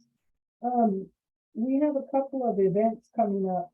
October 1st is commemoration of the children of the Indian boarding school. So we ask that everybody wear orange on Friday, September 30th, to commemorate the victims of the Indian boarding schools. And then on October 1st, the next day, we are hosting the first intertribal annual domestic violence walk. We're expecting 300 people there, and our youth will be there in support, handing out literature, and maybe even doing a verbal presentation if I can get them to go up there and do it. But I want to mention also, we were at a Indigenous powwow at Valley Center Library, and our youth were there, and they were handing out literature on vaping and the health disparities of tobacco use and vaping. And it was a really good event. It was real good because the whole community went, non-Indians and Indians, and they honored the San Pasqual tribe there. We were the main, I guess, the main tribe that they hosted. But anyhow, it was a good session. Then on October 30th, we're going to be doing a drive-through trick-or-treat goodie bag handout and Halloween costume. And we're collaborating with the Valley Center Library. We're going to be supplying all the candy, and we'll be putting goodie bags together for them. So if any of you are in the area, especially on October 1st, please come out to the San Pasqual Ball Field and join us. There'll be a taco bar there, and everything is free. Starts at 8 o'clock and ends at 3. And I think that's about it. Thank you. Thank you, Diana. Does anyone have any questions?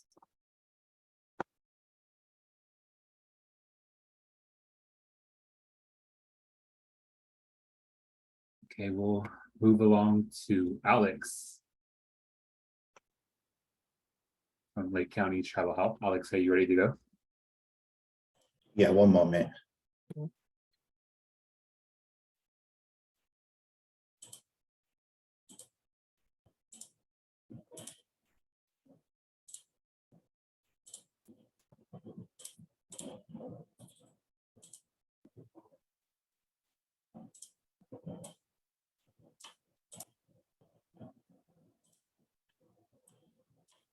All right. Good afternoon, everybody. My name is Alex. I'm the Tobacco Education Program Coordinator here at Lake County Tribal Health, and I am a member of Cloverdale Rancheria Pueblo Indians over in Sonoma County. So today we're going to be talking about our Lake County Tribal Health partnership within the community and our Tribal Community Coalition and our sub-coalition. All right, so our Tribal Community Coalition overview, which was founded in February of 2021. Our TCC comprises of members from our local 6 tribes here in Lake County, and our purpose is to bring education about commercial and traditional tobacco use to the Native community in order to break cycles of false values in society norms, create space for community healing and support, and provide a path of wellness for future generations of the tribal community. And some of the things that are going well is, we established our quarterly meetings. We're recruiting new members to our TCC and also our TCC sub-coalition, creating a brochure, and plan to send quarterly updates. All right, so then a quick overview of our TCC sub-coalition. So our TCC sub-coalition comprises of individuals actively working with partner tribes on their rancherias for outdoor smoke-free policy. So one of our goals is to work with to partner with 2 of our local 6 tribes to create a designated smoke-free area. Currently, we're working with Robinson Rancheria, and we're meeting monthly in person to reach our goal of creating this outdoor smoke-free policy. So our sub-coalition goals, and we have 3 strategic directions. They are building foundation, enforcing positive communication, and educating and engaging the community. And below we have, so with building foundation, we have our actions to meet our directions, strategic directions. And some of those things that we have to do to meet our actions and our goals for building a foundation are, working within the community with Robinson Rancheria, working with their youth, working with their elders, committees, groups, working with the council. And, just earlier this month, we were able to recruit the housing director, which is amazing, to further create our smoke-free policy. And also when working with the youth and the elders, being able to see if they are willing to share their experiences in creating digital stories, audio, video of their experiences. Next, we have for reaching our goals for enforcing positive communication is, working with the youth in creating and developing no smoking signs. And one of the ideas is to create these artworks with the youth and also turn in those art pieces into 2023 calendars for next year. Also utilizing the Robinson Rancheria's PD to educate the community if they're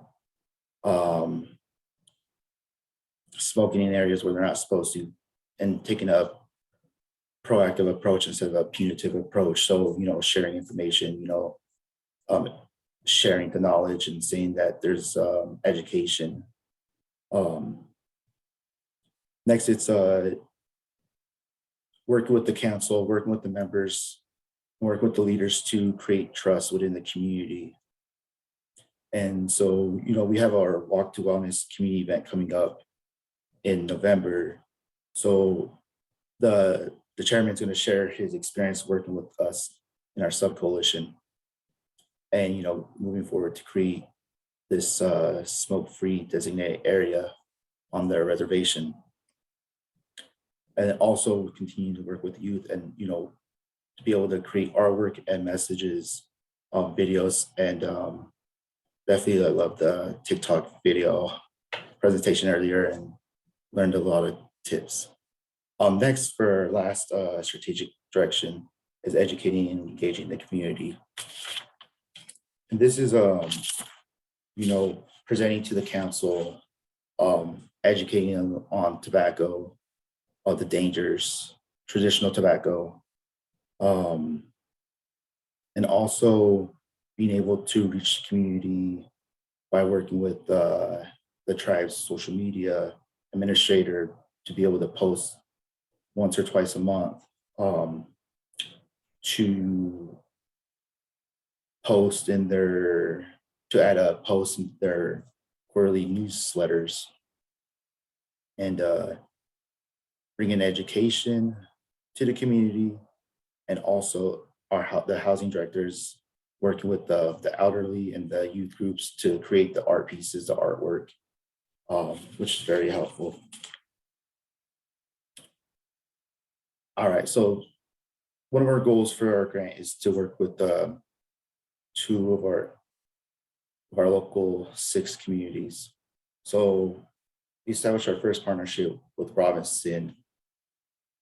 And then we continue to create an action plan to meet with council members to implement a smoke-free policy for their new park that they're building currently. And so that the park that they're currently building will be the location of the designated smoke-free area. And so with the housing director's help and with working together and partnering up, we plan to have the youth create positive no smoking artwork, and the elders. And this artwork will be able to be created and put in place at the park and also having like a mural of the art pieces at the park. So, you know, you can see the work that's being done. And lastly, I just want to share a video with y'all of our success story. And this touches on the tobacco waste, you know, youth, and kind of goes with creating a designated smoke-free area outside. I remember coming home from school and having to walk through a huge cloud of smoke to get to my room. The smell of smoke in our home was normal as a child. I remember watching TV and seeing all those actors smoking, promoting how beautiful you looked while smoking a cigarette, and how cool it was to be a smoker. Many lies were told to get sales. At 11 years old, I took my parents' cigarettes. I thought smoking made me beautiful, just like those commercials on TV. As an adult, I smoked in the mornings with coffee, after dinner, or when I was stressed. I felt that I needed nicotine. 31 years of smoking took a toll on my health. I kept coughing, clearing my throat. Nighttime I wheezed. Walks became a chore. One day, while the kids played outside, my daughter noticed a cigarette butt on the ground. Instantly, she picked up the butt, put it in her mouth, and said, "Mommy, look at me. I'm smoking just like you." Heartbroken, I realized I was teaching my kids how to smoke cigarettes. My heart hurt deeply. I had to quit, breaking the cycle of tobacco abuse. My doctor told me about a new program called Tobacco Sensations that would help me stop smoking. Tobacco Sensations gives you support to help you stay accountable, peer support, medication to assist, random phone calls to check in with you, and education. I would have not been able to quit on my own. Today I am 1 year tobacco free. Thank you, Lake County Tribal Health Tobacco Sensations Program.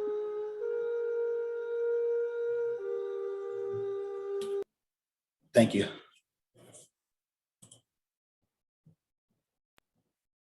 Thank you, Alex. Does anybody have any questions?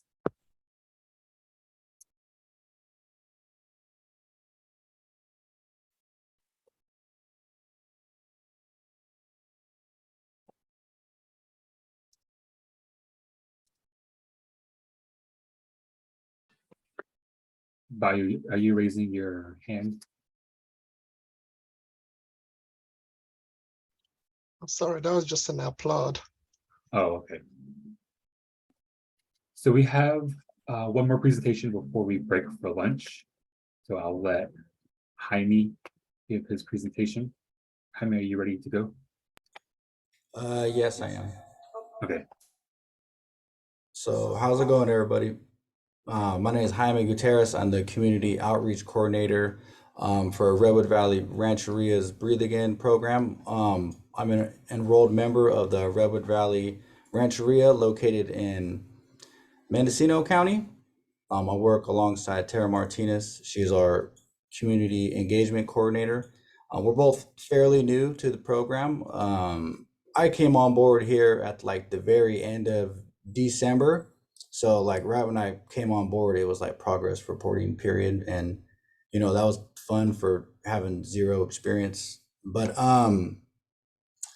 yeah, so some of the objectives that we have within our scope of work are to implement at a minimum 50% of the homes to be smoke-free indoors for their homes, for all the tribal housing. Another objective is to have everything that our tribe owns as outdoor recreational center or building to be 100% smoke-free outdoors. And then our last objective is to build a youth coalition so that we can cram as much information into these youth as possible. And so I'll share just a quick flyer, something that I made. So we were developing educational materials. And like I said, I came in fairly fairly late within, the last progress reporting period or whatever. And so I didn't learn there was all these extra resources that I could have been using until like way later. And so when I came up with the concept, I thought that when I make educational material, we had to make something completely original from out of nothing, basically. And so I came up with a concept design, and then I showed a few community members the envisioned, like end result that I had. And so I had some community members draw it up a little bit better, and showed it to the community, and it was received fairly well. Everyone liked the design and stuff. And so we made this as kind of like a centerpiece so that it would draw people's attention, because we've had the Breathing In program for some time. With COVID happening, we haven't had as much interaction with people. So like having forums with the community, like there hasn't been a large amount of like gatherings where we can like provide presentations and stuff. And so it's like, I think people within the community knew we had this program, but they didn't know to what extent, like how to go about sitting in a forum or receiving information. And so I created this, and we made like educational like flyers basically, as opposed to the traditional trifold brochures.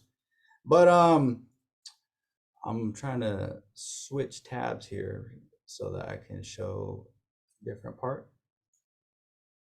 But yeah, what's it called? So this is like the front part of it, and then the back of it has like facts. So I'm trying to get to the other side. I gotta move this tab.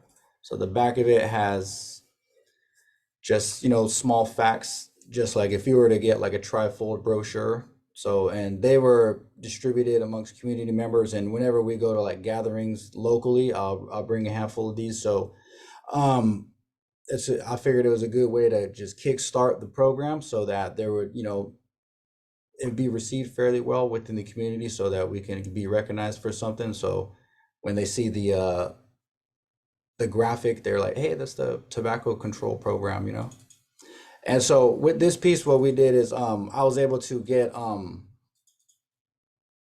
a paid media advertisement done. So it came with a little bit of resistance. So originally, one of the things that I was trying to do was get a large banner made on the local transit bus. And when I sent it to them so that they can kind of overlook it, I was met with a little bit of, criticism just because of the graphic, because of the flickers on one side and the burning of the cigarettes on the other. Even though it clearly says, end commercial tobacco and keep tobacco sacred, and it's a tobacco prevention, company or program. Not necessarily the employees, but maybe like the people who are running the actual transit bus. They didn't allow us to place it on the buses because they felt like it was promoting smoking instead of the opposite. So I was met with a little bit of resistance, but I still felt like it was super powerful because from a metaphorical standpoint, it kind of symbolizes a lot. So one thing I was able to do is I reached out to a local like movie theater, and I asked them if we might be able to get a paid media advertisement within the movie theater. And so if you were to come to Mendocino County to the Ukiah Theater, we have a paid media campaign that's currently being broadcasted, and it shows it once before every film airs, and then in the concession stands.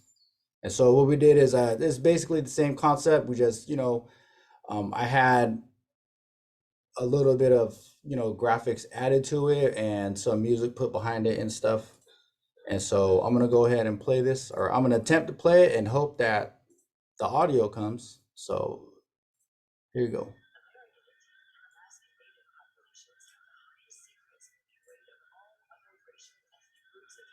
States and are the only group where smoking is on the rise. More than 1 in 5 Native American adults smoke cigarettes. 1 in 5 California Native American middle and high school students smoked in the past 30 days. Take a stand against big tobacco and stand with our culture. For resources and more information, visit ca-tccc.org. So yeah, so that's just a piece that was created for our paid media. And I figure people locally will see it and then they'll know that there's not only our tobacco program, but within Mendocino County, there's actually 4 other tribes who have the same CTCP grant. And so whether it be us or them, at least it's just known to the the public in our area that there are tobacco programs available for whatever resources we may have, because I don't know, the way I look at it is some tribes may have other resources that others don't, but collectively we can kind of contribute to make the same end result and stuff. And a lot of the kids had fun when I was like, describing this to them and stuff. And they kind of gave me some insight of, they gave me the movie theater idea, to be honest with you. So, I'll give credit to the youth. We have a youth coalition right now. Some of our youth are fairly young, because I know we're shooting for like high school and middle school kids. We have mostly like middle school children, but some of them are fairly young too. We got like 8, 9-year-olds, 10-year-olds. I know we're trying to reach out for the high schoolers, but that's tough because they're kind of doing their own thing. But that doesn't necessarily mean we're gonna stop those attempts and everything. Let me see if I can share a couple other things also. Some of the meetings that we've had with the kids also, I can show you. So traditionally at first we made this real black and white, like school board presentation about secondhand smoke and COVID. And I showed it to the kids and, I did my best, to see how much their attention they will give me. And, it's good. It got information in it and stuff. The kids listened as much as they would give me their attention, and then kids will fidget and stuff. And so I went from the traditional slideshow with just black and white facts to figuring out that with the youth, they seem to be engaged more when they have either activities or some humor involved. And so one of the things that I started doing is we started having like more icebreaker activities, like before we start giving them information and stuff, because I think the first couple youth coalition meetings that we had, we were just trying to cram information, with the kids as much as possible. And then, we got about a good 5, 6, 7 minutes of them listening. And then they just, they want to play, kids will be kids. And so I found this program called Kahoot. And one of the things I did is I made a presentation for the youth, and it's a little bit more interactive. I'll give you guys like a preview of it and stuff. And there's a little bit of humor sprinkled in there so that the kids would want to enjoy it and sit there a little bit more. So, they don't sit there and just be bored with us and stuff. So let me see if I can load this up really quick. So let me do this. I can hit practice.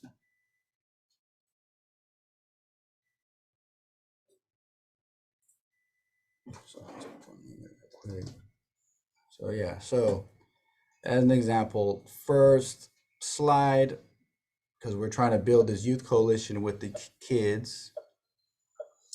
I believe the first question asks them what a coalition is, and they have their choice of picking whatever the answer may be.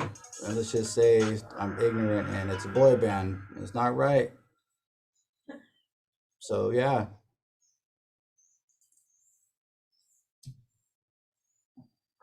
So too bad for me. But the kids really like this, And then historically, I'll put in an educational slide about historical coalitions for Native Americans as people. And then, again, touching on like the historical aspect of the culture when the gold was discovered in South Dakota Black Hills, U.S. troops ignored the treaty, invaded territory. Custer troops fought against Lakota Sioux and Cheyenne warriors. So they formed a coalition of a sort to put up resistance against this infiltration of the U.S. Army. So broke the ice with the kids to kind of teach them that it's okay to, like coexist with other people as long as there's an end result, which would be to end big tobacco. And then got a little silly for these kids for the next one. So I asked them what addiction is. And then, you know, it's just the headline we got. So bang. And it could be a few different things. But for now, yeah, it's not gonna be this guy.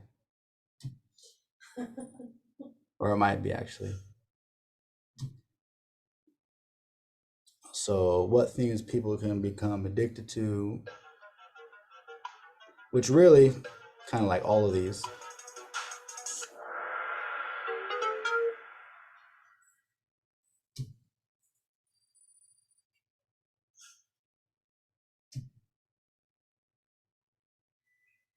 So just to educate them on cigarette stuff with commercial tobacco, figured they could figure out how many cigarettes are in a pack. Is that it? No, it's not. So there's actually 20 in a pack. And this slide ties in with a later slide, I believe. So I kept them in mind that 20 cigarettes in a pack. And so this is a picture I actually found online. So they market 8.4 billion so that they can push their agenda onto everybody. And so this first vape picture is to kind of show them that it doesn't matter the age, they're trying to get them as young as possible so they have a whole life to be a customer. So another question I asked for the kids is what percentage of adult smokers began smoking as teenagers? And believe it or not, the kids were surprised by the answer of this because I think they thought 75%. But it's actually higher than that, which is 90%.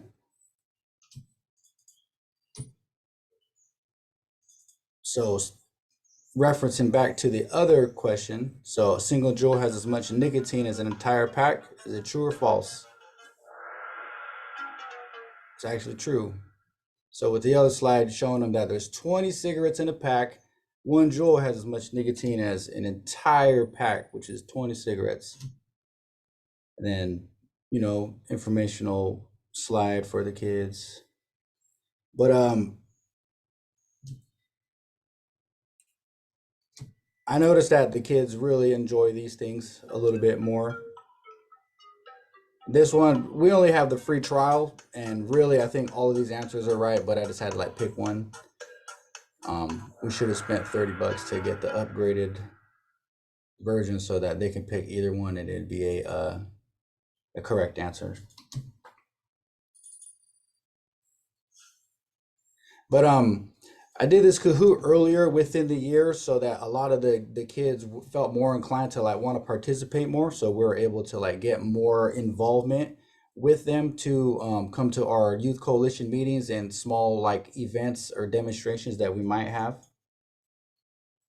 And so with that, we had a collaborative effort with our EPA department. And for Earth Day, we had an Earth Day event that lasted a few separate days. And we had an activity where we did a tobacco litter cleanup and also just like a litter cleanup around the whole reservation.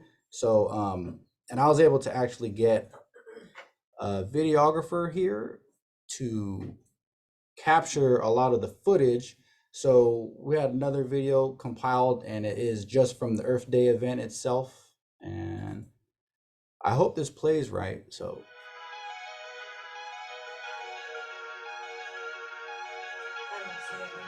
it's not playing? Okay, let me try that one more time.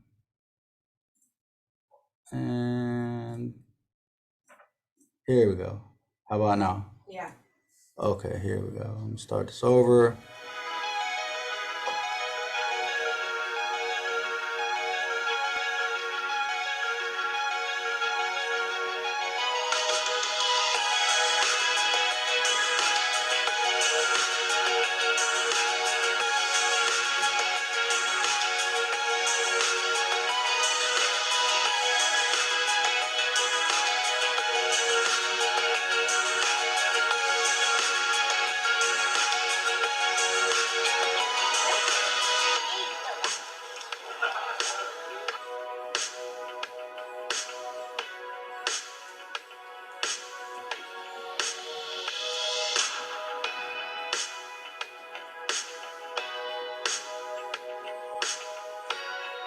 What is this again? Oh, yeah, corn. It's corn. Wait, give me corn.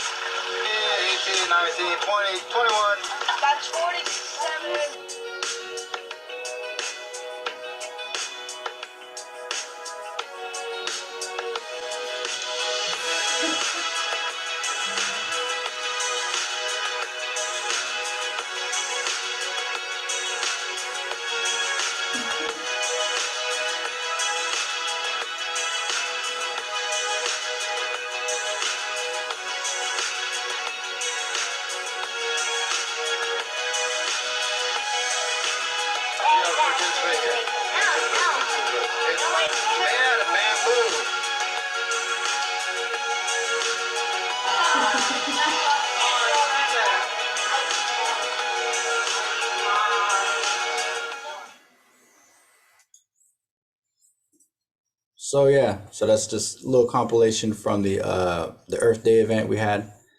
Um, we're doing as much as we can still. What I noticed is since school was out, we thought all the kids would come back down and want to spend so much time with us, but it turned out because there's no school, they really don't come down here as much no more because they're doing other things. But now that school started, they're starting to trickle back down here, so we're about to pick up with more events. I know we're going to have another youth meeting probably next week, and we've been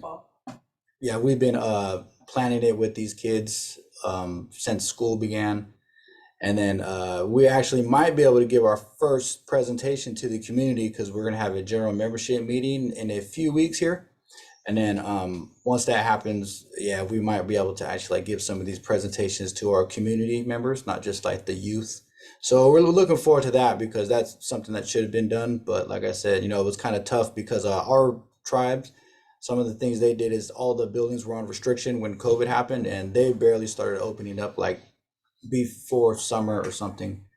And so yeah, but that's just a little update from Rebel Valley Rancheria and the Breathe Again program. Thank you, Jaime. That was great. Does anyone have any questions?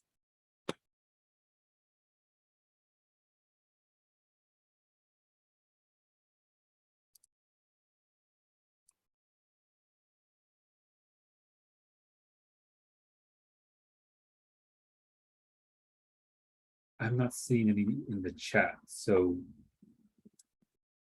we'll go ahead and break for lunch now. Thank you everyone for joining us today. After we return from lunch, we'll be hearing a few more tribal projects in the Public Health Law Center. So it looks like we'll be back at 12:50. Ravina, does that still sound right? We do 12:55. We're a little behind. All right. So we'll go ahead and rejoin at 12:55.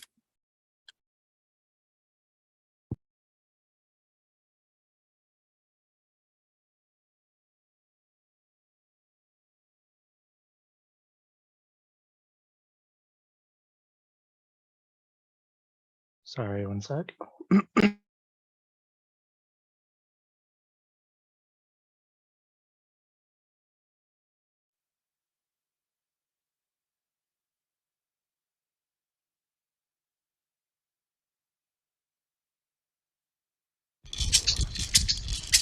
toma, tome essa, toma, tome essa, toma, tome essa, toma, tome essa, toma, tome essa, toma, tome essa. Miriam, hello everybody. My name is Anthony. We are with the Rincon Tobacco program here at the Rincon Band of Listeño Indians in Southern California. Thank you for allowing us to be in this space today. And today we are going to be talking about what we've been up to. Okay, everybody. My name is Valerie Boyle. I am the project director for the Rincon Tobacco program. I am from San Pascual Band of Mission Indians, and I'm happy to be here today. Hello, my name is Anthony. I am the community engagement coordinator. I am Bayomkawicham and Tana Atam. I'm really excited to be here today. We also have our evaluator, Richard Armenta.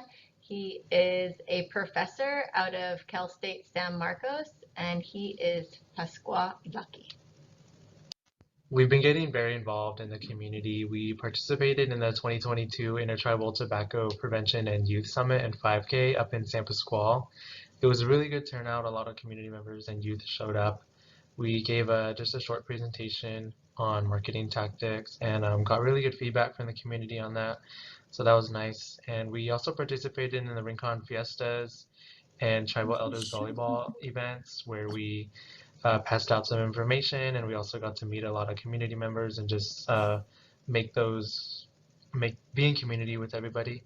We participated in the Natives Defeating Opioids event in Paula, and we also passed out information and also participated in some events over there. So that was a really good opportunity to collaborate as well.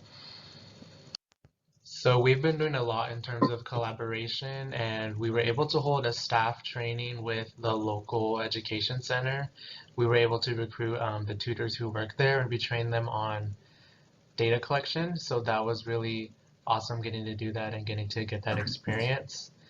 And we've also participated in the California Indian Days with the local school district. So we went to some of the schools so far, and we'll be going to more later on.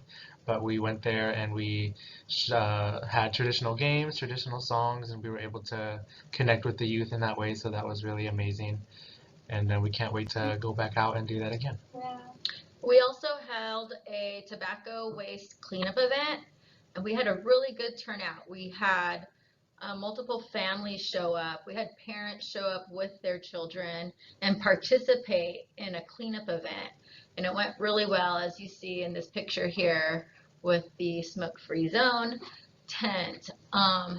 We collected over 2,000 cigarette butts. So it was about, I want to say 1,300 at that cleanup event. And then a few days later, Anthony and I went out to a local store here on the reservation and picked up another 700 cigarette butts. So along with that information, we're able to continue our observational data, which we will analyze and report back to Tribal Council. And that will be an effort to create policy change and implement new policy and signage throughout the reservation. We're really committed to some of our ongoing efforts. So in the coming weeks, we'll be doing a youth workshop series at the Education Center, and we'll be doing advocacy-based skill building with the youth. So we're really looking forward to that. We're seeking community input through surveys that we're collaborating with our evaluator Richard on. So that's in the works, and we're also seeking consumer testing on signage that we're putting together. And for presentations, we'll be analyzing the data that Valerie mentioned earlier, and then presenting that to Tribal Council sometime in the next few months. And then we'll be putting together community awareness and education presentations focused on things like third-hand and second-hand smoking, as well as smoking behaviors. And that'll all be in the works soon. So we're looking forward to all of the things that'll be coming up. We just want to thank everybody for allowing us to present today and for letting us tell you a little bit about our project and what we've been up to. Yes, thank you for listening to us today. Here is our contact information for anybody interested in collaborating or getting a hold of us. We'd love to do that. We also want to give a special thank you to the Tribal Community Coordinating Center for being a resource to us and embracing all of our questions, so we thank them. We also have a link to the tribe's website for anybody interested in seeing what Rincon has been up to. We also have our own page on there. We'll be updating that really soon, so y'all can get a better feel for what we've been up to. So thank you very much. Noshun Lovik. Toma, tome aside, toma, tome aside, toma, tome aside, toma, tome aside, toma, tome aside, toma, tome aside, ome, a pensabe, pibate, ome, a pensabe, bájale.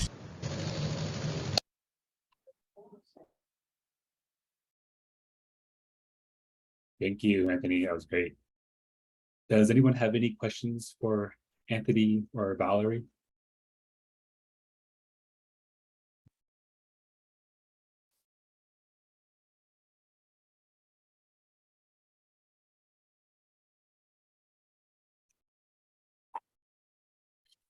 I don't see any questions in the chat. So we'll go ahead and move on to Wendy from UIHS. Wendy, are you ready to go? Yes, I am. Let's see. Well, good afternoon, everybody. My name is Wendy Wrinkle, and I'm the project supervisor for the Native Tobacco Grant with United Indian Health Services. Let's see, let me share my screen.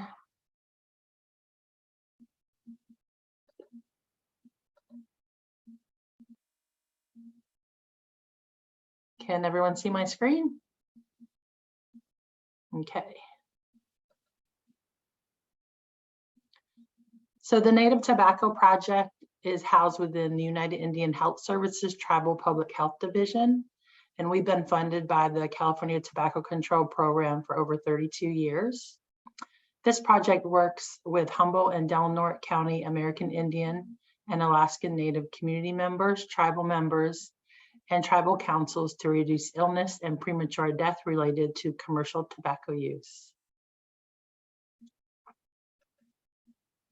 So right now, our Native Tobacco Project is providing education on smokeless tobacco, the Tobacco 21 federal law, the Ask, Advise, Refer protocol for our different organizations for our pregnant moms in the community, and providing education to dangers of commercial tobacco, and also defining what smoking is for our communities, including all commercial tobacco. And so some of the activities we're currently working on this summer, we were able to offer 2 storytelling trainings. One training was for our elders and pregnant moms. So we had local storytellers come in to facilitate that training. And then we also had a youth storytelling training. And that was really, both were really successful. And both of the groups are currently finalizing their stories. So we're hoping to have those finished rather soon. We also have some culturally appropriate posters. There's one right on the screen here, and some more that I'll be sharing later in a few slides. But we like to utilize our community members in a lot of our posters and educational materials. You'll see one of our local Native babies on this poster, and just providing a short message to promote not using commercial tobacco. We also have completed 3 of the Tribal Coalition Strategic planning sessions. So we have those charts completed. Big thank you to NASBA for facilitating those discussions. So we completed 2 with our core coalition, and then 1 with community partners in our service area. We're also providing community tobacco trainings and workshops that are ongoing on the topics I mentioned earlier. We have developed quit kits specially designed for our UIHS clients. So we have beading supplies in those. We have an acorn stress ball, like I already said, beads. We have different pamphlets from Kick It California and also from our project that we have developed, and like seeds and suckers, and we have a journal and pen that go into our quit kits to assist our clients with their quitting journey. And we are also doing policy development with all of our tribes and providing educational packets with each of our objectives also. And so our community is really beneficial. They've been very beneficial with creating these documents because we were able to do surveys and key informant interviews to really include our local data and community members within these packets. Next, I'd like to share about our coalition building. And so we have our communities outreach, resource, and education, who we refer to as CORE. Our CORE coalition on the right, this was a picture from this summer. We went out to Prairie Creek to meet in person.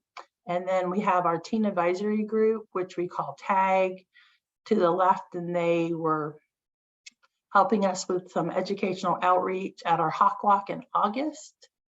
And so TAG is a peer-to-peer education program for young adults ages 12 to 17. And this coalition was started in 1991.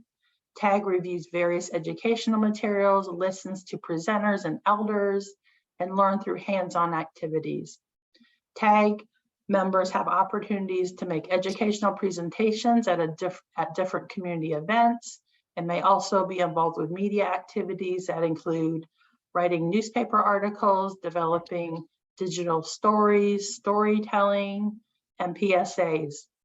UIHS staff assist TAG members to develop skills to become strong and educational leaders within the community, and give them various tools and knowledge to help them succeed as adults. Our CORE coalition was started in 1992, and the mission of CORE is to create a healthy and productive American Indian community. This grassroots volunteer community coalition works to build a healthier community by encouraging and supporting lifestyles that promote spiritual, physical, and mental well-being. CORE also sponsors a biannual elders honoring, which hopefully we're going to be doing next year. So our TAG and CORE provide direct feedback and are involved with multiple activities, including outreach, data collection, and policy development within our project. Both of our coalitions are educated and co-present at tribal council meetings.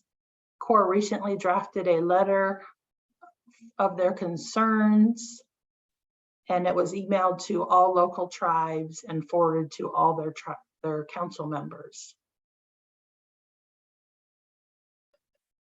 Next, we have some of our educational outreach and community events we've had. Last year, we sponsored the Great American Smokeout in each county, Del Norte and Humboldt County. The middle picture is an Earth Day event we had where we could safely educate our community on the dangers of smokeless tobacco. And then we just acknowledged World Breastfeeding Week in August, where we're continuing to do outreach and provide resources for our communities. Here are some more of our culturally appropriate posters. And I really like to give a shout out to Lydia Adams. She's our health promotion education specialist, and she created these posters using local community members and just providing the short message to really promote people to not use commercial tobacco, listing our contact information and the Kick It CA website. So those were finalized last year. And then we have two more posters that were finalized this year. Again, just using local imagery from Del Norte and Humboldt County. River is life, and just, I mean, who doesn't love a precious little baby? And just providing resources for our community. And then we have some of our social media pieces on here. Like I mentioned, Lydia Adams, we also have Mike Sanchez is also a health promotion educational specialist for our project. And then we also have Jamie Bassance is a technician. And so all of our team are providing these great images that we're sharing out on both Facebook and Instagram. And then this is our billboard that is up in Crescent City. So if you're ever come up north, check out our Smoke Fish Nut Commercial Tobacco billboard, and just creating, you know, another alternative to smoking commercial tobacco, using our fish as a really healthy activity. And I also had someone reach out to me this past week and wanted to share this image at their salmon festival in Trinidad County. So we're really pleased to share that image with them and promoting these resources also. And that's it for me. Here's my contact information, or if you have any questions. Let's see, I'll stop share. Great. Thank you, Wendy. Are there any questions? Good job, Wendy. I'm curious to know if you have, did you say you have somebody in your team just in charge of media, social media? No, actually, all of our staff members are, they focus on one of the objectives, and they all do social media that you see on our Facebook and Instagram. But Lydia Adams has been with our project almost from the start, from 2020, and she did create the billboard also.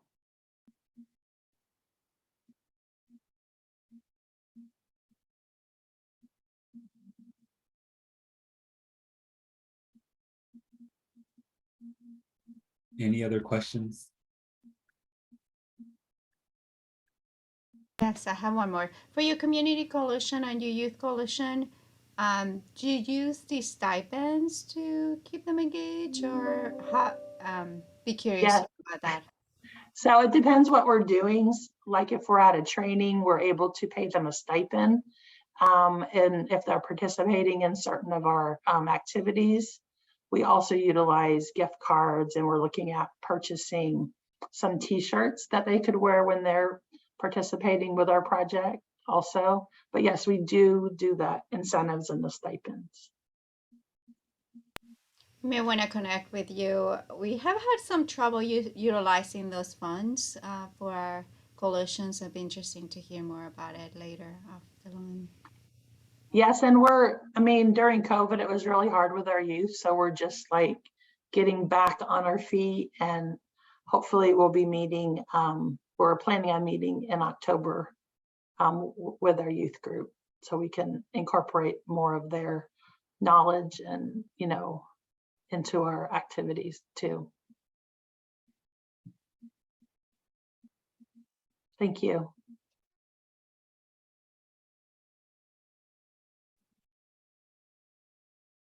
Any last questions?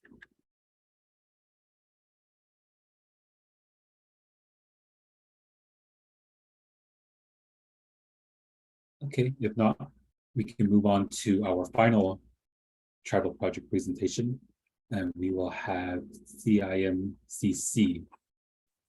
So Vanessa or Christina, are you ready to go? Yeah, just gonna figure out my screen and everything. Thank you. Hi everyone, my name is Christina Tlatilpa Ainong. I am Nawa and I work for the California Indian Museum and Cultural Center. I am the health education specialist for our Tribal Youth Ambassadors for Tobacco Control Project. And a little bit about our project. Our project service area includes Sonoma, Mendocino, and Lake counties. And the goal of our project is to reduce our tribal community members' exposure to secondhand smoke and thirdhand smoke from commercial tobacco products and marijuana as well. And we aim to accomplish the goal by supporting the reduction of smoking commercial tobacco products, and that also includes e-cigarettes and vaping products and marijuana in native homes in our project region. And over the course of our 5-year project, we aim to support 300 Native households by providing culturally tailored programming and policy that supports smoke-free Native homes. So that's just a little bit of background on our topic for our program. And our panel presentation today pretty much just centers on youth engagement and how we engage youth within our programming, specifically for our commercial tobacco control program, but we're going to share a little bit more about the different ways that we integrate youth voices and perspectives into our projects. So pretty much our project is centered with engaging our tribal community and youth perspectives in every stage of our project, and that includes every segment of our intervention, like every resource that we developed, any policy materials we use to support smoke-free homes is guided by feedback that we've received by our youth and our advisory council. Our advisory council is comprised of tribal community members from our Tri-County project region, and we strive to have adults, youth, and elders participate, so we have an intergenerational balanced perspective supporting our project needs. And as young leaders, our youth have been engaged in our project every step of the way. And again, as I mentioned, that includes our intervention materials, messaging that we share out, which I'll show a couple of different pictures of what that looks like today. And they're pretty much a key role, not only as members of our advisory council, we have separate roles for that, but we also have roles as project interns. And they'll be able to share a little bit more about that. But pretty much each project year, we have youth commit as a project intern. We have 3 positions with our program, and they commit to our program for up to a year. And the 2 youth that are with us today have committed for the full length of our project. So up until 3 years now is that they've been working with our project, and we foresee them continuing with our project through the 5-year cycle as well. And just for those that are not familiar with our CIMCC program, I just want to share a little bit more about how, as an organization, we generally integrate youth leadership roles into every, I would say, phase and stage of all of the projects that we deliver. So we've had youth programming since 2010, and we are a service learning based program that centers on different projects that revolve around cultural revitalization. And some of the projects that our Tribal Youth Ambassadors program have completed include developing Pomo and Miwok language applications, working since 2016 on addressing food sovereignty, and 3 of those years were conducting youth participatory action research projects. And oftentimes, most of our programming has different projects running alongside one another. Our tobacco project has, like I said, been running for the last 3 years, but it's also running next to some of our community traditional wellness series that we offer, and our youth also play a key role in selecting and supporting the development of some of these resources for our community as well. And for this particular project, our youth who were interested in addressing health and wellness issues in our local tribal community matched to the project and signed up to be project interns. And the 2 youth who are available today are here to share their perspectives about why they were interested in the project, what they seek to accomplish as youth leaders, as interns in the project. And essentially, we just really highlight our youth and celebrate them because they're young leaders in our community. And our advisory council noted that if we wanted to work towards addressing change, that it starts with our youth. Our youth make a big impact across our communities. So I'm just going to show a little bit of the materials that our youth have developed. Let's see if I have the right link up. So when we started our project, our youth helped us at the beginning develop messaging and graphics that we share every single month pretty much. And our youth are very talented. This is one of the first ones. So every month we have a messaging that we co-develop together. Like we look at a month or a theme, and our youth pretty much like make messaging centered around a theme that we come up with. And then there's a graphic attached to it. And our community has loved their graphics and messaging so much that I know they've reshared it, or some of these have turned into like intervention materials like stickers to support the program as well. So I just want to show some of the messages and graphics that our youth have created. I'll let this one on screen for a little bit so you guys can read it. But every month is pretty much just celebrating culture and wellness, and our youth coming up with graphics to go along with the key themes that they're coming up with.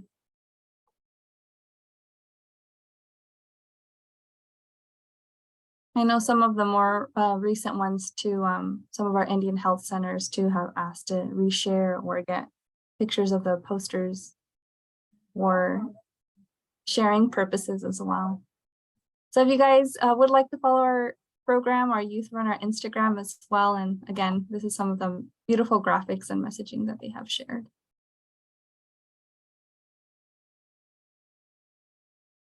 And then just for contact information, if you guys would like to reach out to us about any of our programming, either the tobacco or our CIMCC general programming, there's my information. And Vanessa's as well. She's our project outreach and engagement coordinator. And I'll go ahead and transition to our youth. We have Matt and Vivian here with us today. They've been tribal youth ambassadors with CIMCC since 2010, and they've worked on several cultural revitalization projects. And as I mentioned, they've been with our commercial tobacco control project for the last 3 years. And we foresee them being with the project for the life of the program as well. Matt, I'll go ahead and turn it over to you.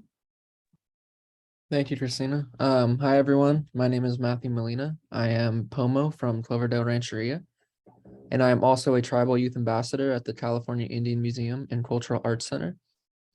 Today, I was going to share a quick story about growing up and being exposed to secondhand and thirdhand smoke quite often. Back then, most of my family members smoked cigarettes. It was a very common thing back then, and people didn't know about the health disparities that came with it. Even though they went outside to do it, the smoke would still travel through windows and follow them into the house, sticking to furniture and my clothing. When I was about 1 year old, I started getting earaches constantly and had multiple visits with the doctor. The doctor ended up stating that the cigarette smoke was definitely the cause, as I was surrounded by it in a household. As I got older, I was still around cigarette smoke, and I was most affected by it when I was in middle school. I started noticing in school that my clothes smelled like cigarettes, and other people started noticing I smelled like cigarettes as well. So it seemed like I was a young 13-year-old smoking. I had to change clothes sometimes, and I often became very confused because I didn't have to be near cigarette smoke for it to happen. Me staying or just visiting the same house on a vacation where people would smoke outside would be enough for the smoke to travel into the house and make me smell like cigarettes, and the whole house would smell like cigarettes. In 7th grade, I went to the emergency room because I had trouble breathing after a party with family, and I was running around with cousins all night and had a really hard time catching my breath. When I got to the hospital, they put me on a nebulizer and told me that I was having an asthma attack. And whether I got asthma from the cigarette smoke or something else, I know that secondhand smoke and thirdhand smoke were involved. Of course, my mom and dad began noticing and began to address it because they understood it wasn't healthy, but I don't think they realized the dangers it could cause previously. Today, most of my family has quit cigarettes, including my dad and most of my aunts. My asthma isn't nearly as bad as it was, and I hardly ever have to hit my inhaler anymore. It's important for people, especially decision makers, to fully understand how secondhand smoke and thirdhand smoke can hurt us, because it is real and its effects are very dangerous. And then just a couple of quick statistics. Nearly 1 in 3 Native adults in California smoke. However, tobacco's harm goes beyond those that use it. Native populations also report more exposure to secondhand smoke in the home. And 53.8% of American Indian youth in California are exposed to secondhand smoke or vape, compared to 46.8% of the general population.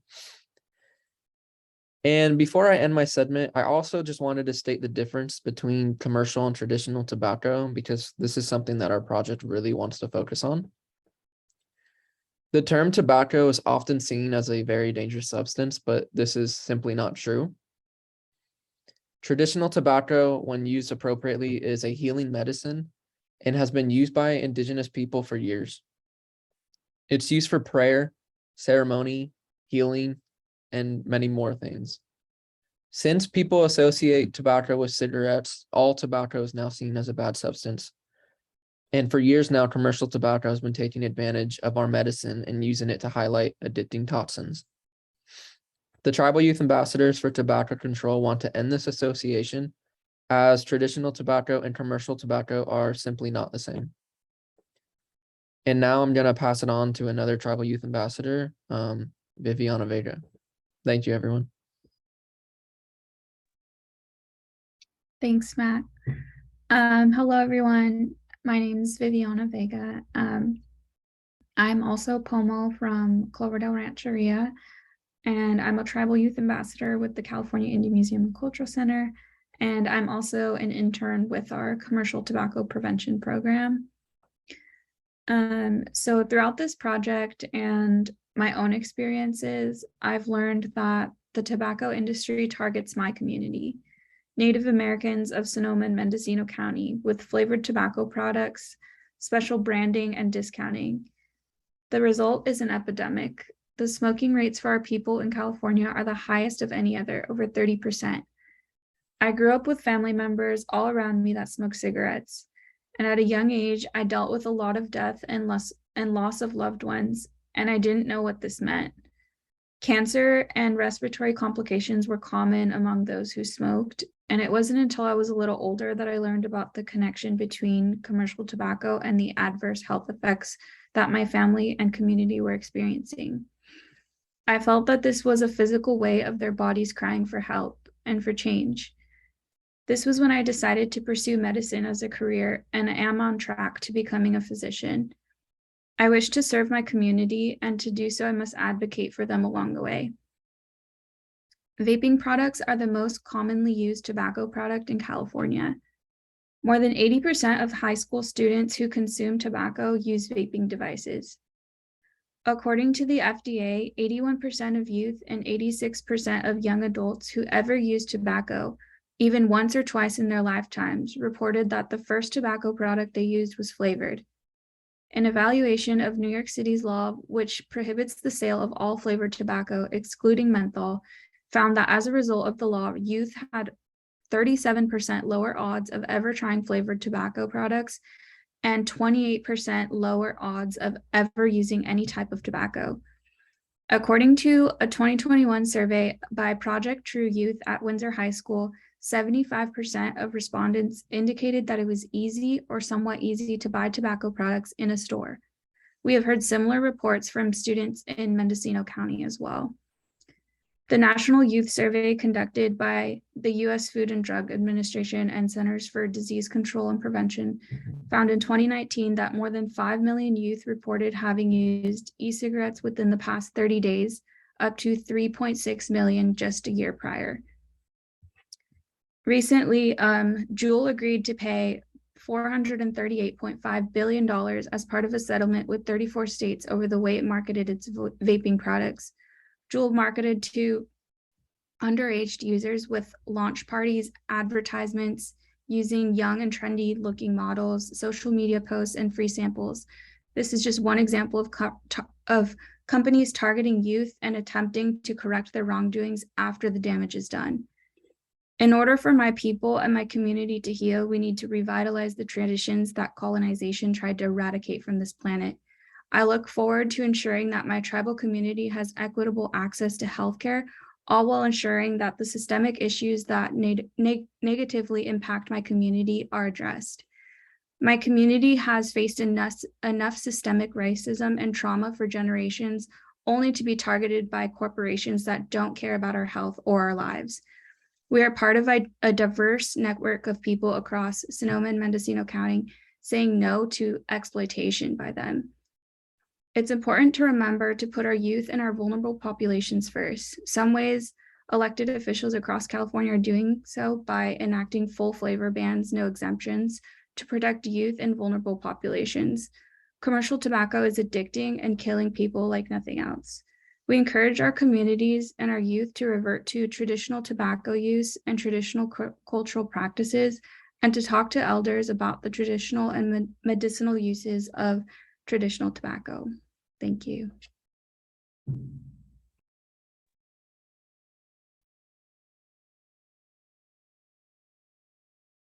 And that wraps up our youth perspectives on why they are engaging in the work we're doing with our project.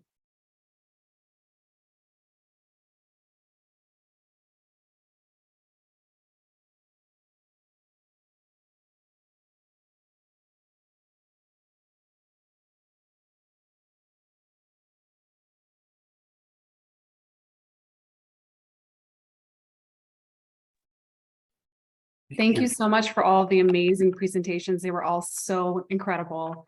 Does anybody have any questions for CIMCC or any of our presenters today?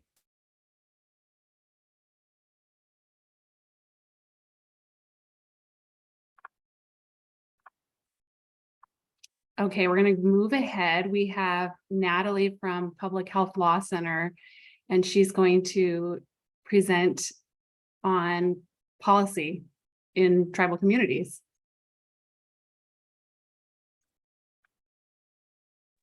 Hi, everyone. Sorry, I hate that I lose where the mute button is after I share my screen. I think I'd be used to that by now. Can everyone see my screen?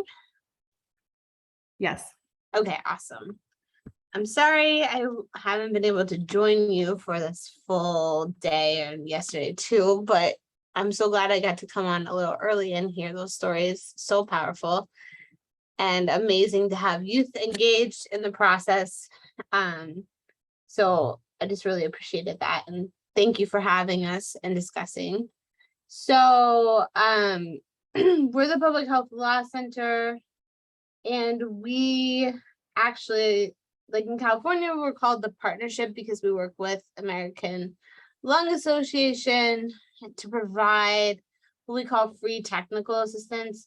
And I'll get into that in just a minute, but I'll tell you a little bit about me and us, and then we'll get into the content about trying to work on public health policies. So we're the Public Health Law Center. I'm actually located in St. Paul, Minnesota. And we've been doing public health law and policy for about 20 years now. All the work that we do is done in consideration of advancing equity and working on policies that address the social determinants of health. And so that is very important in our work. And what we provide is legal technical assistance, and that looks like legal research or trainings or webinars or presenting in publications, but we also help directly with anyone that wants to work on specific policies and help drafting them. So those are the things that we can do. We can do that for anyone in California. So if you or your community is interested in pursuing any of the policies that I talk about today or any other policies, you can reach out to us and we're happy to partner with you and collaborate with you to do the lifting of the policy drafting work, so that that part doesn't fall on you, and just provide that assistance in your work. So I kind of have just this presentation that's about policies in general and passing policies and like what they look like. So, and I'll have time for questions at the end as well, but feel free to, you know, chat your questions. And if I see them while I'm presenting, I'm happy to answer them as I go as well. So policies are often written, and most of the ones that I'm going to talk about and show you examples of are going to be examples of written policies. But that's not the only option. And especially, you know, a policy needs to work for the community it's supposed to be for. So it should always be tailored to a community's needs. So you could have a verbal or oral policy that doesn't end up written. The thing about written policies and sort of the reason that we have a tendency to promote written policies is that, you know, it allows some longevity of the policy. So people coming after you know what the policy was. And then as I discuss the different elements of the policy, you'll see that there's like an understanding of why the policy was passed, what the goals are of the policy. So all that's preserved if it's written. And like I said, it should be tailored to a community's needs and values. So it should be a reflection of all of those things, which means that, you know, that's not the only step to write a policy when you're working on policy. There's a lot of other steps involved in it, including, you know, getting community buy-in and collaboration and things like that. And I have some more slides about that later on. And what we know about policies is that they are often effective because what they do is often create social change and help foster sort of a shared understanding or commitment to improving a community. And so what we see when we see like smoke-free policies is that it becomes much more socially accepted that that is just the expectation of the community from there on. And so that's kind of the key to the success of a policy, is to have a lot of community buy-in and to reflect the community, but also create this sort of social norm that will allow for change at the community level. So when we talk about the different policy options that are available, we usually have sort of these three buckets, or I guess a three-legged stool or something like that, of policies that we commonly work on and see as like sort of the trifecta, I suppose, of commercial tobacco control. So the first being smoke-free policies, which can be anything from, you know, widespread policies that address lots of different areas, including outdoor areas, or it can be like specific things. So there's, I think, a handful of casinos, tribal casinos in California that have smoke-free policies. And so those are all sort of examples of smoke-free policies that can be pursued. The second type of policy is called youth access, and that's typically focused on trying to change the amount of access that youth have to these products, or sometimes the availability or the desirability. So examples of products like that can be, you know, raising the minimum legal sales age for youth to a higher number than 21, which is the current minimum legal sales age everywhere. But it can also be something like what Viviana was mentioning, where you're addressing flavors in these products and prohibiting the sale of things like flavored products that are really alluring and attractive to youth. And then the last being tax and tax policies, and those typically are focused on tying some sort of tax, additional tax that you charge for each product, and then hopefully tying whatever revenue is generated from that to cessation efforts or community programs that are focused on trying to address commercial tobacco dependence. There's also like additional policies that have come up a lot lately. One of those, and I know it's in a lot of people, a lot of organizations and tribes plans, is to work on environmental policies. And that also can include the commercial tobacco product waste, or we call that TPW for like shorthand. And those policies looking at like the single-use plastics. So the filters within cigarettes are made of plastic, and so those are single-use plastics. And then also the e-cigarettes, a lot of e-cigarettes use single-use plastics. And then also looking at like density and capping policies that can try to really reduce the amount of sales within a community to try to address upstream the downstream effects of the trash or the disposal of the products. I mentioned flavor prohibitions as part of youth access. Another kind of policy is marketing restrictions, and then pricing restrictions. So trying to manipulate the price of products to try to make them less enticing, especially to youth. As I mentioned, a policy is often written, and so it's like a written plan or course of action designed to influence and determine decisions. And sometimes I think the reason that we have this path picture on the slide is like thinking about policy as kind of shaping the environment in a certain way that kind of leads folks to a particular place. So they don't even necessarily know the policy exists, but it has a tendency to lead and guide people to a particular place.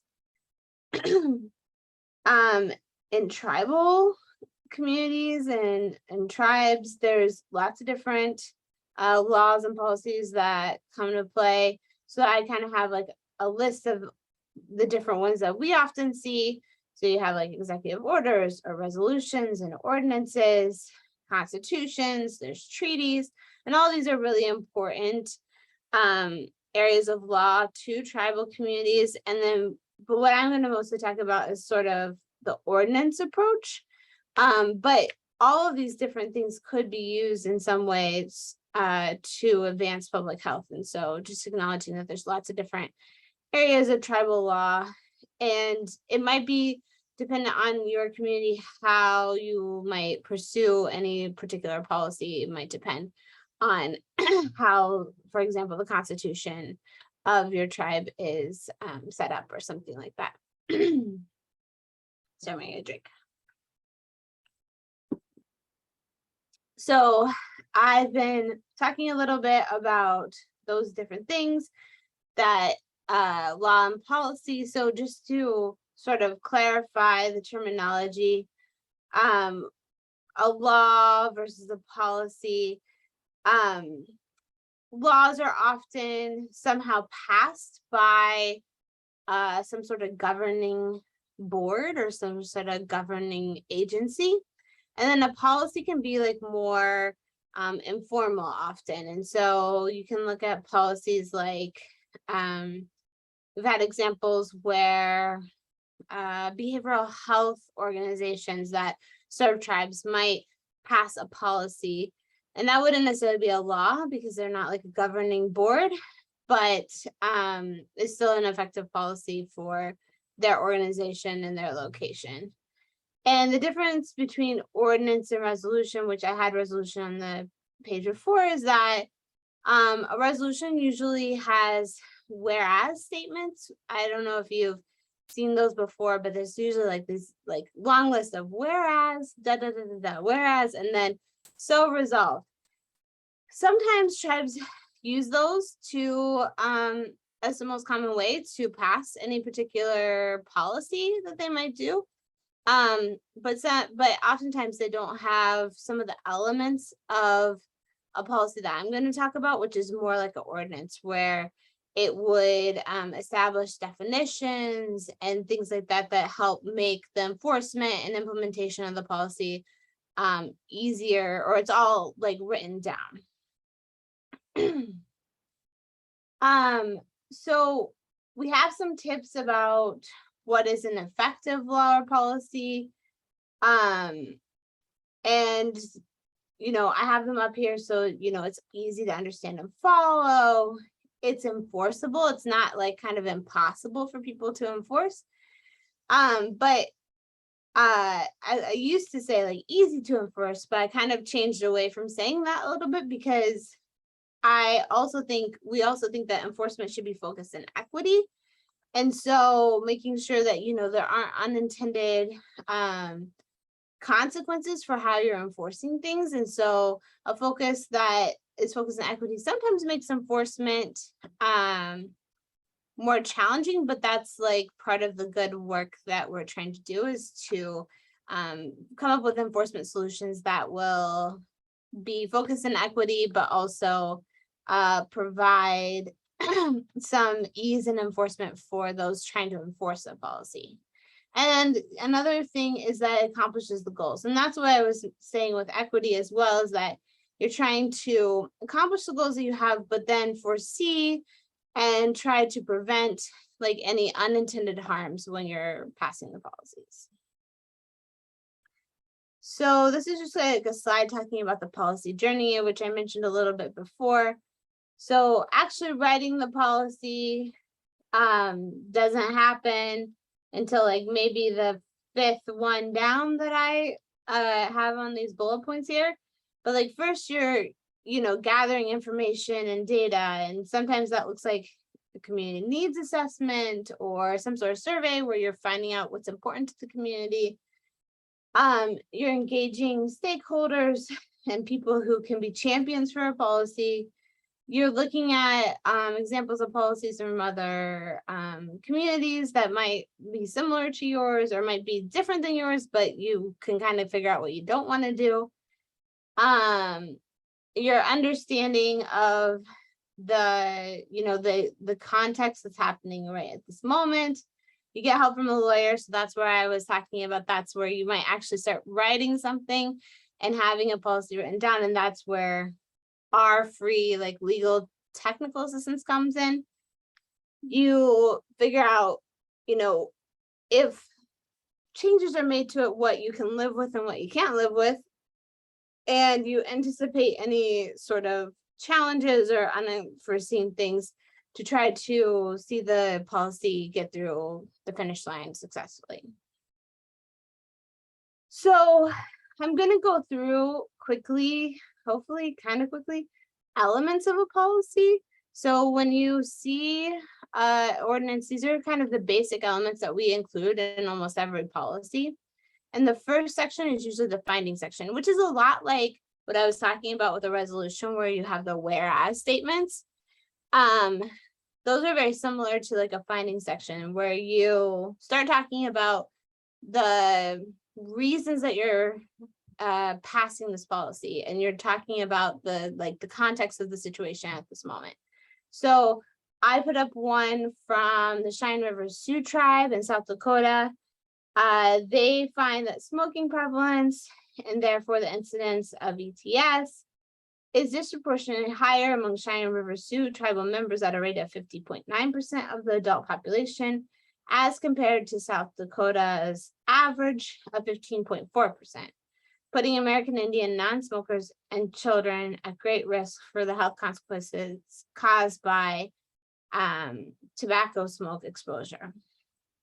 So that's just an example of findings. And so that's definitely a time to be able to pull any like local data that you have or anything that speaks to the reasoning behind passing this policy. The next element usually is the purpose. Sometimes the purpose and findings all get wrapped up together. That's okay too.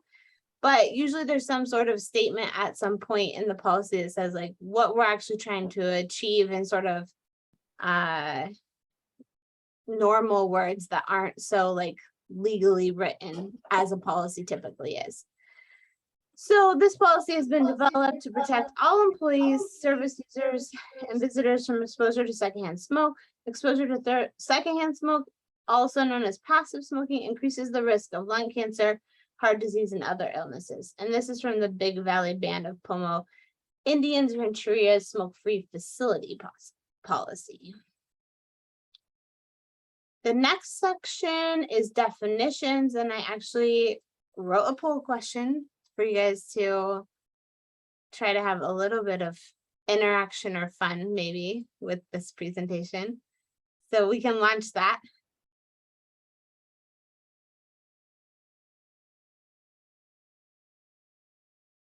Okay, so you know, don't stress out if you don't know the answer to this. You just pick one of the answers, and then I'm going to kind of talk through it a little bit so that we can think about definitions. And Samuel just let me know that the third option got cut off, so he put the whole thing in the chat so you can see the whole third option.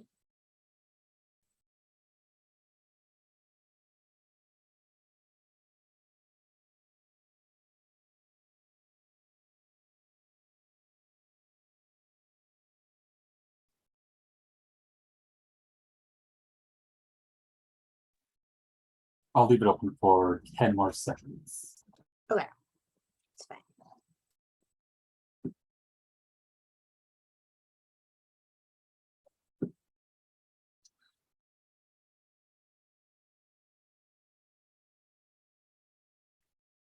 Great. So lots of people chose the third one, and I kind of didn't really like make that super secretive or anything, since I was like comprehensive and then it's really long, right? So that wasn't a big secret, but this is getting to this idea of definitions and how to approach definitions. So I think in my next slide I see something that what you're really looking for is you want to make sure when you're looking through the policy there and that there's any important terms.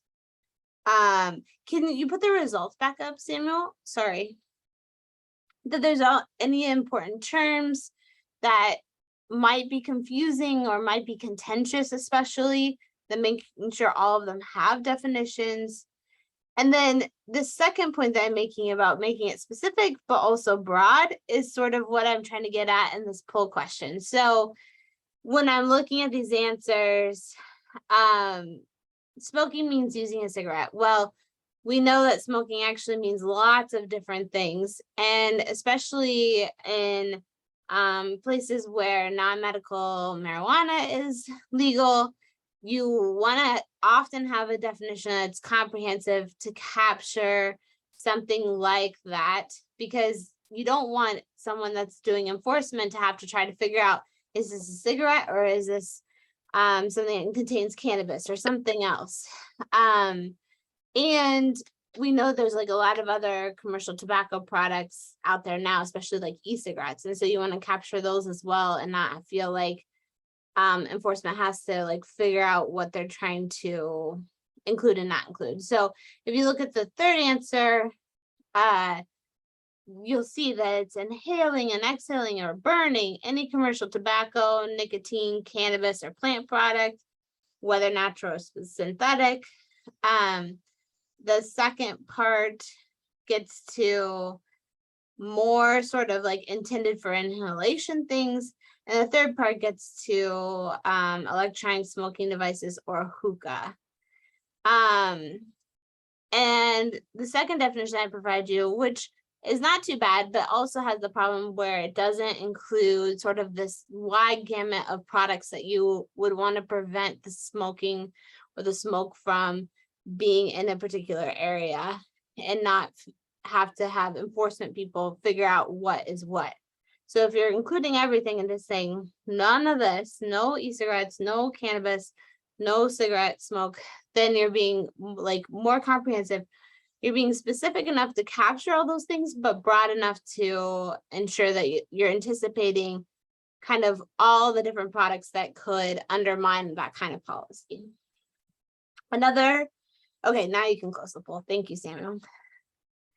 Another thing that definitions can do is it's the opportunity to incorporate your culture or your language into the policy as well. And so I included an example here from ordinance in Cook County, Minnesota, that was developed with the Grand Portage Band of Minnesota Chippewa tribe. And it uses the word that the tribe uses for traditional sacred tobacco, which is a sema, and it goes into what that means. And so it's an opportunity, if there are words in your language or in the tribal language or languages that have the same word in the definition section, then it's an opportunity to incorporate that aspect of culture and understanding into a policy. The next section that is typical in a policy is kind of like what actually people think about when they think about policy, which is, what is this actually doing? Or what is the actual sort of restriction or promotion doing? So here's an example from Cloverdale Rancheria of Pomo Indians. And their restriction was no tribal employee or member of the public shall smoke any tobacco product inside a public building or in an outdoor area within 15 feet of a main exit, entrance, or operable window of any tribal building. So that's kind of like the meat of the policy itself, where it says what you can and what you can't do, usually. The next section is usually an exemption section, and we have this parenthetical there that says use with caution, because exemptions often become something that people who don't like the policy will try to use to their advantage. So example of that is in Minnesota, there was when they first passed the Clean Indoor Air Act in Minnesota, they gave an exemption for theatrical productions. And then in all of these areas where you weren't allowed to smoke, like restaurants, they would say, oh, we're just putting on a show. And they would use that as sort of this loophole to try to allow smoking in areas when they shouldn't. So exemptions, you should always use the caution. But here, one thing that we put in all of our policies, or we at least suggest in all of our policies, even for non-tribal communities, is some sort of exemption for the ceremonial use of tobacco. And so this is one from the Navajo Nation Heirs Life Law. So the ceremonial use of Dizol Nato, or natural mountain smoke, shall not be restricted. So that's just an example of providing exemption that is important, but also just using them with caution. There's one more. Another section is enforcement and implementation. So I was talking about that a little bit earlier, and how you're drafting things and how you're writing definitions to try to make enforcement and implementation as easy as possible. Here's an example of enforcement of implementation from the Bridgeport Indian Colony smoke-free facility policy. So it's talking about the tribal administrator and the tribal council being responsible for that, asking staff to comply with it, and then informing everyone about the policy, putting up signs that make it obvious where smoking can and can't happen, and things like that. And so, and each different policy has different kinds of enforcement. So this one is from like a smoke-free example. And then the last two elements of a policy that we usually recommend to include is something called severability, which is just this provision that says, if for some reason, you know, a tribal court invalidates one part of this policy, the rest of it is still in effect. And then an effective date so that everyone knows when it's going to happen, especially if an effective date is going to happen, you know, a month or 6 months or something like that after a policy is actually passed. So it gives notice to people what's actually going to happen and when it's going to happen. I mentioned some of this stuff earlier and throughout the presentation, but some tips that we always give is to, you know, be collaborative, to work with the community and to, you know, have, you know, broad input on different policies, especially sometimes like smoke-free policies. It's often helpful if you have people who are smokers helping with policies, or people who smoke commercial tobacco, helping with the policies to sort of,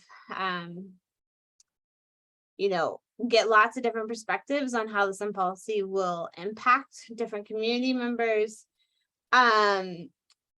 I mentioned being clear and specific, especially when you're drafting your definitions, but all the language, and that's something that, you know, we are always trying to help with as well.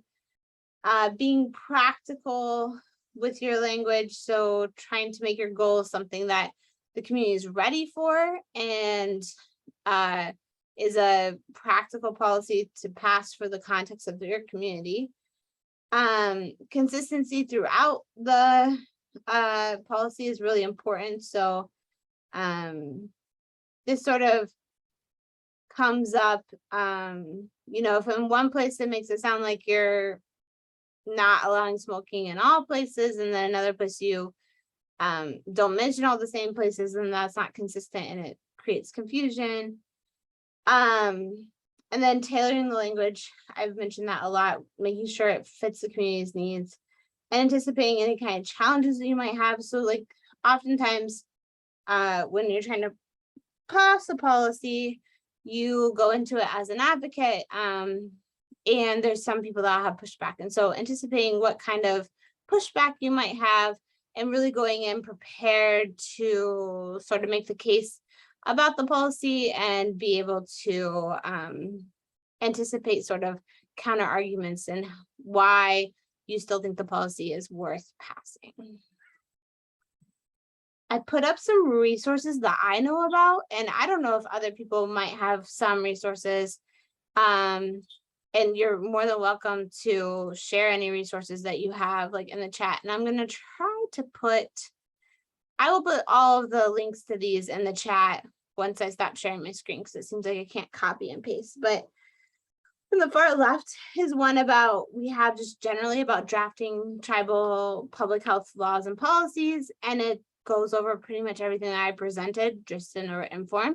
So if you want to like refresh back to that, that's a really good policy to look at. The middle one is Crib's commercial tobacco free policy guide, which has a lot of like information. Well, the next two have a lot of information about like how to start the conversations and a lot of stuff like that that are really important for policy development, not just writing the policy. And the one on the right is a similar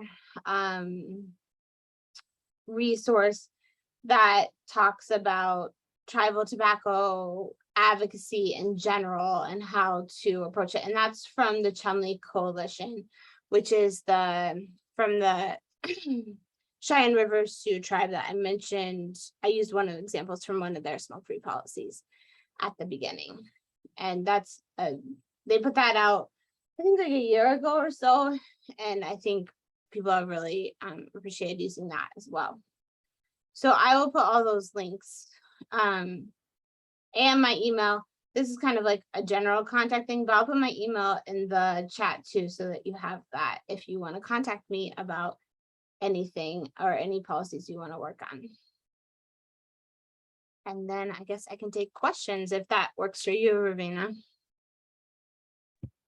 That works. Does anybody have any questions?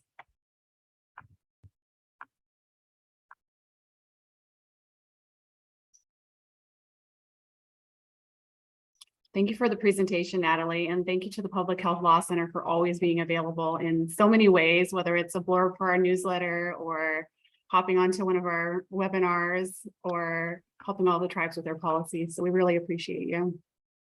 Yeah, no problem. It's an honor to work with all of you on these policies. So I really appreciate you inviting us and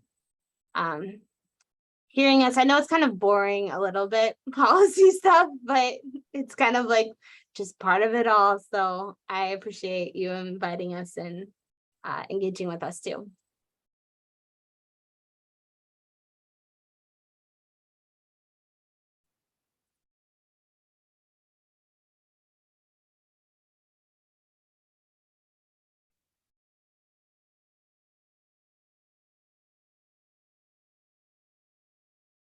Okay, if there aren't any questions, then we will take a quick 5-minute stretch break and then we'll come back for our last activity because that was our last presentation of the day. And then we will end with a fun networking activity. So we hope you don't go away. So take 5 minutes and we'll come right back.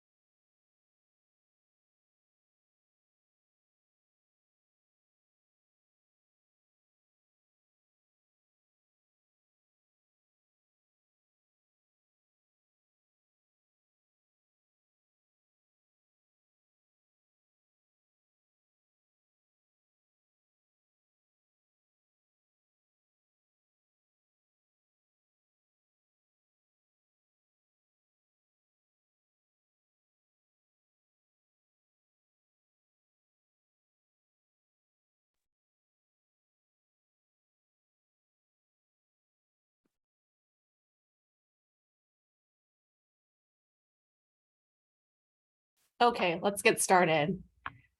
So I want you to know that we heard your requests. You said you want to have fun and you want a lot of icebreakers. I think that's what everybody said yesterday. So this last activity is meant to be a simple community building activity that does those things. And we're very fortunate to have the option to connect virtually and work from anywhere in the world. And there are obvious benefits to being online.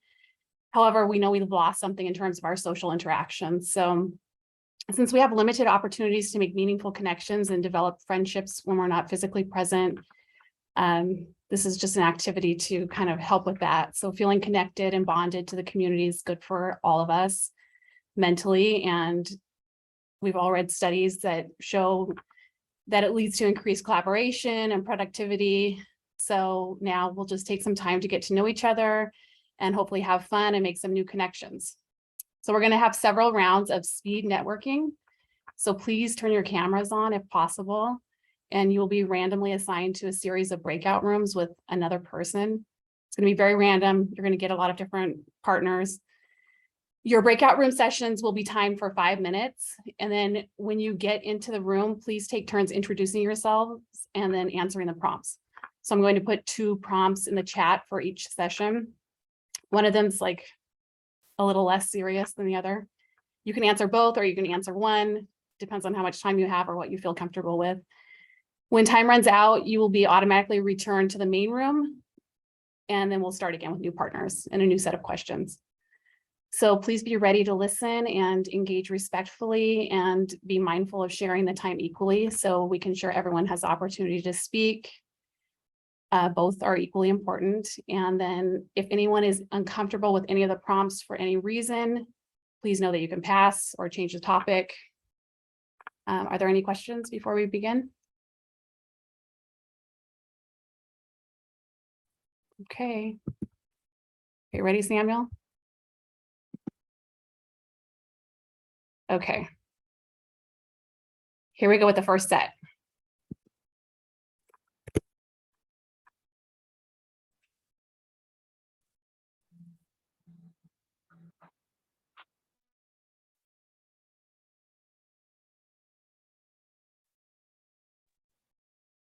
Looks like it's working.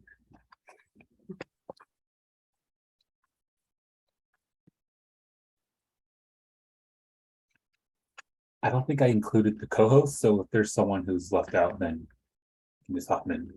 Okay.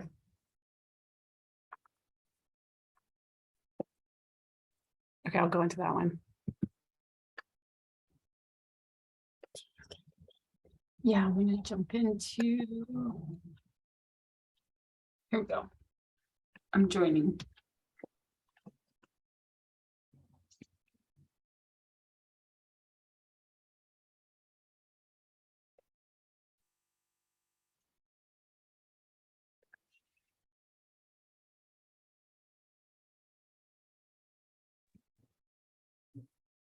Did some people not get put in rooms?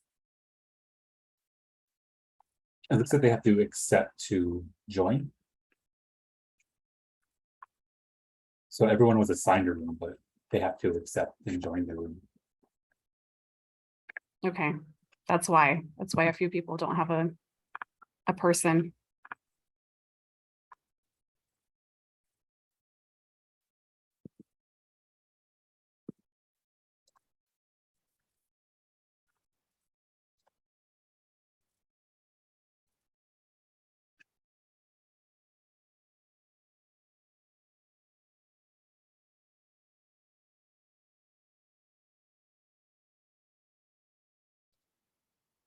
Jamali, did you come out of your room?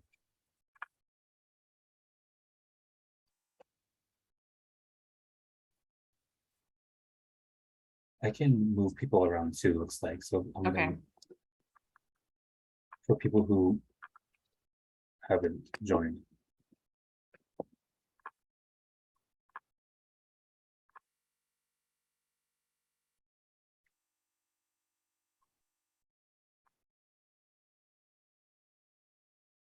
I can't see it. So if there's somebody that doesn't have somebody in their room, I can go in there.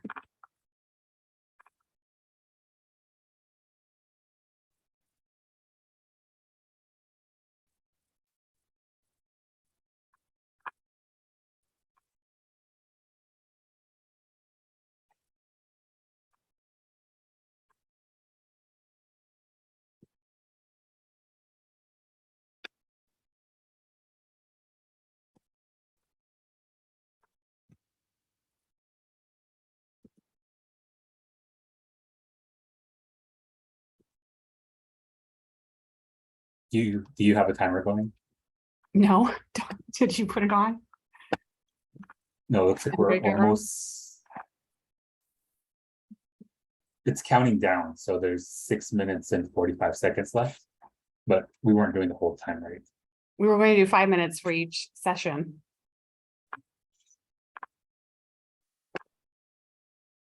So a couple more minutes, maybe. Yeah, I think it it was was our set practice session. for 10 minutes. Okay, I think 5 minutes. Let's try 5 minutes and see what they say.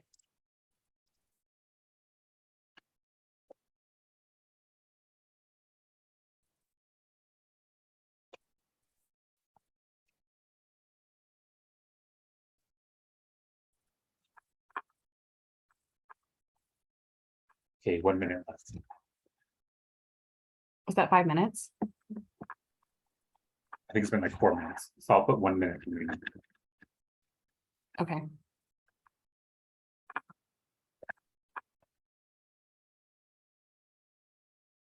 So the next one, I think, let them get into their rooms, a minute to get into their rooms. What do you think? Yeah. Or 30 seconds to get into their rooms and then start the 5 minute timer. Okay. Can you see everyone in their rooms that they're paired up?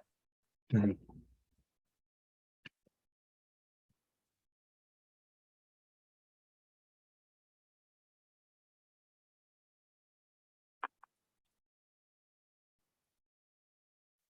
Okay.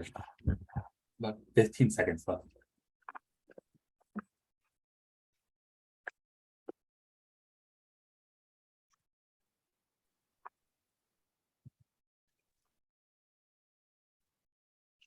I'm gonna close them now.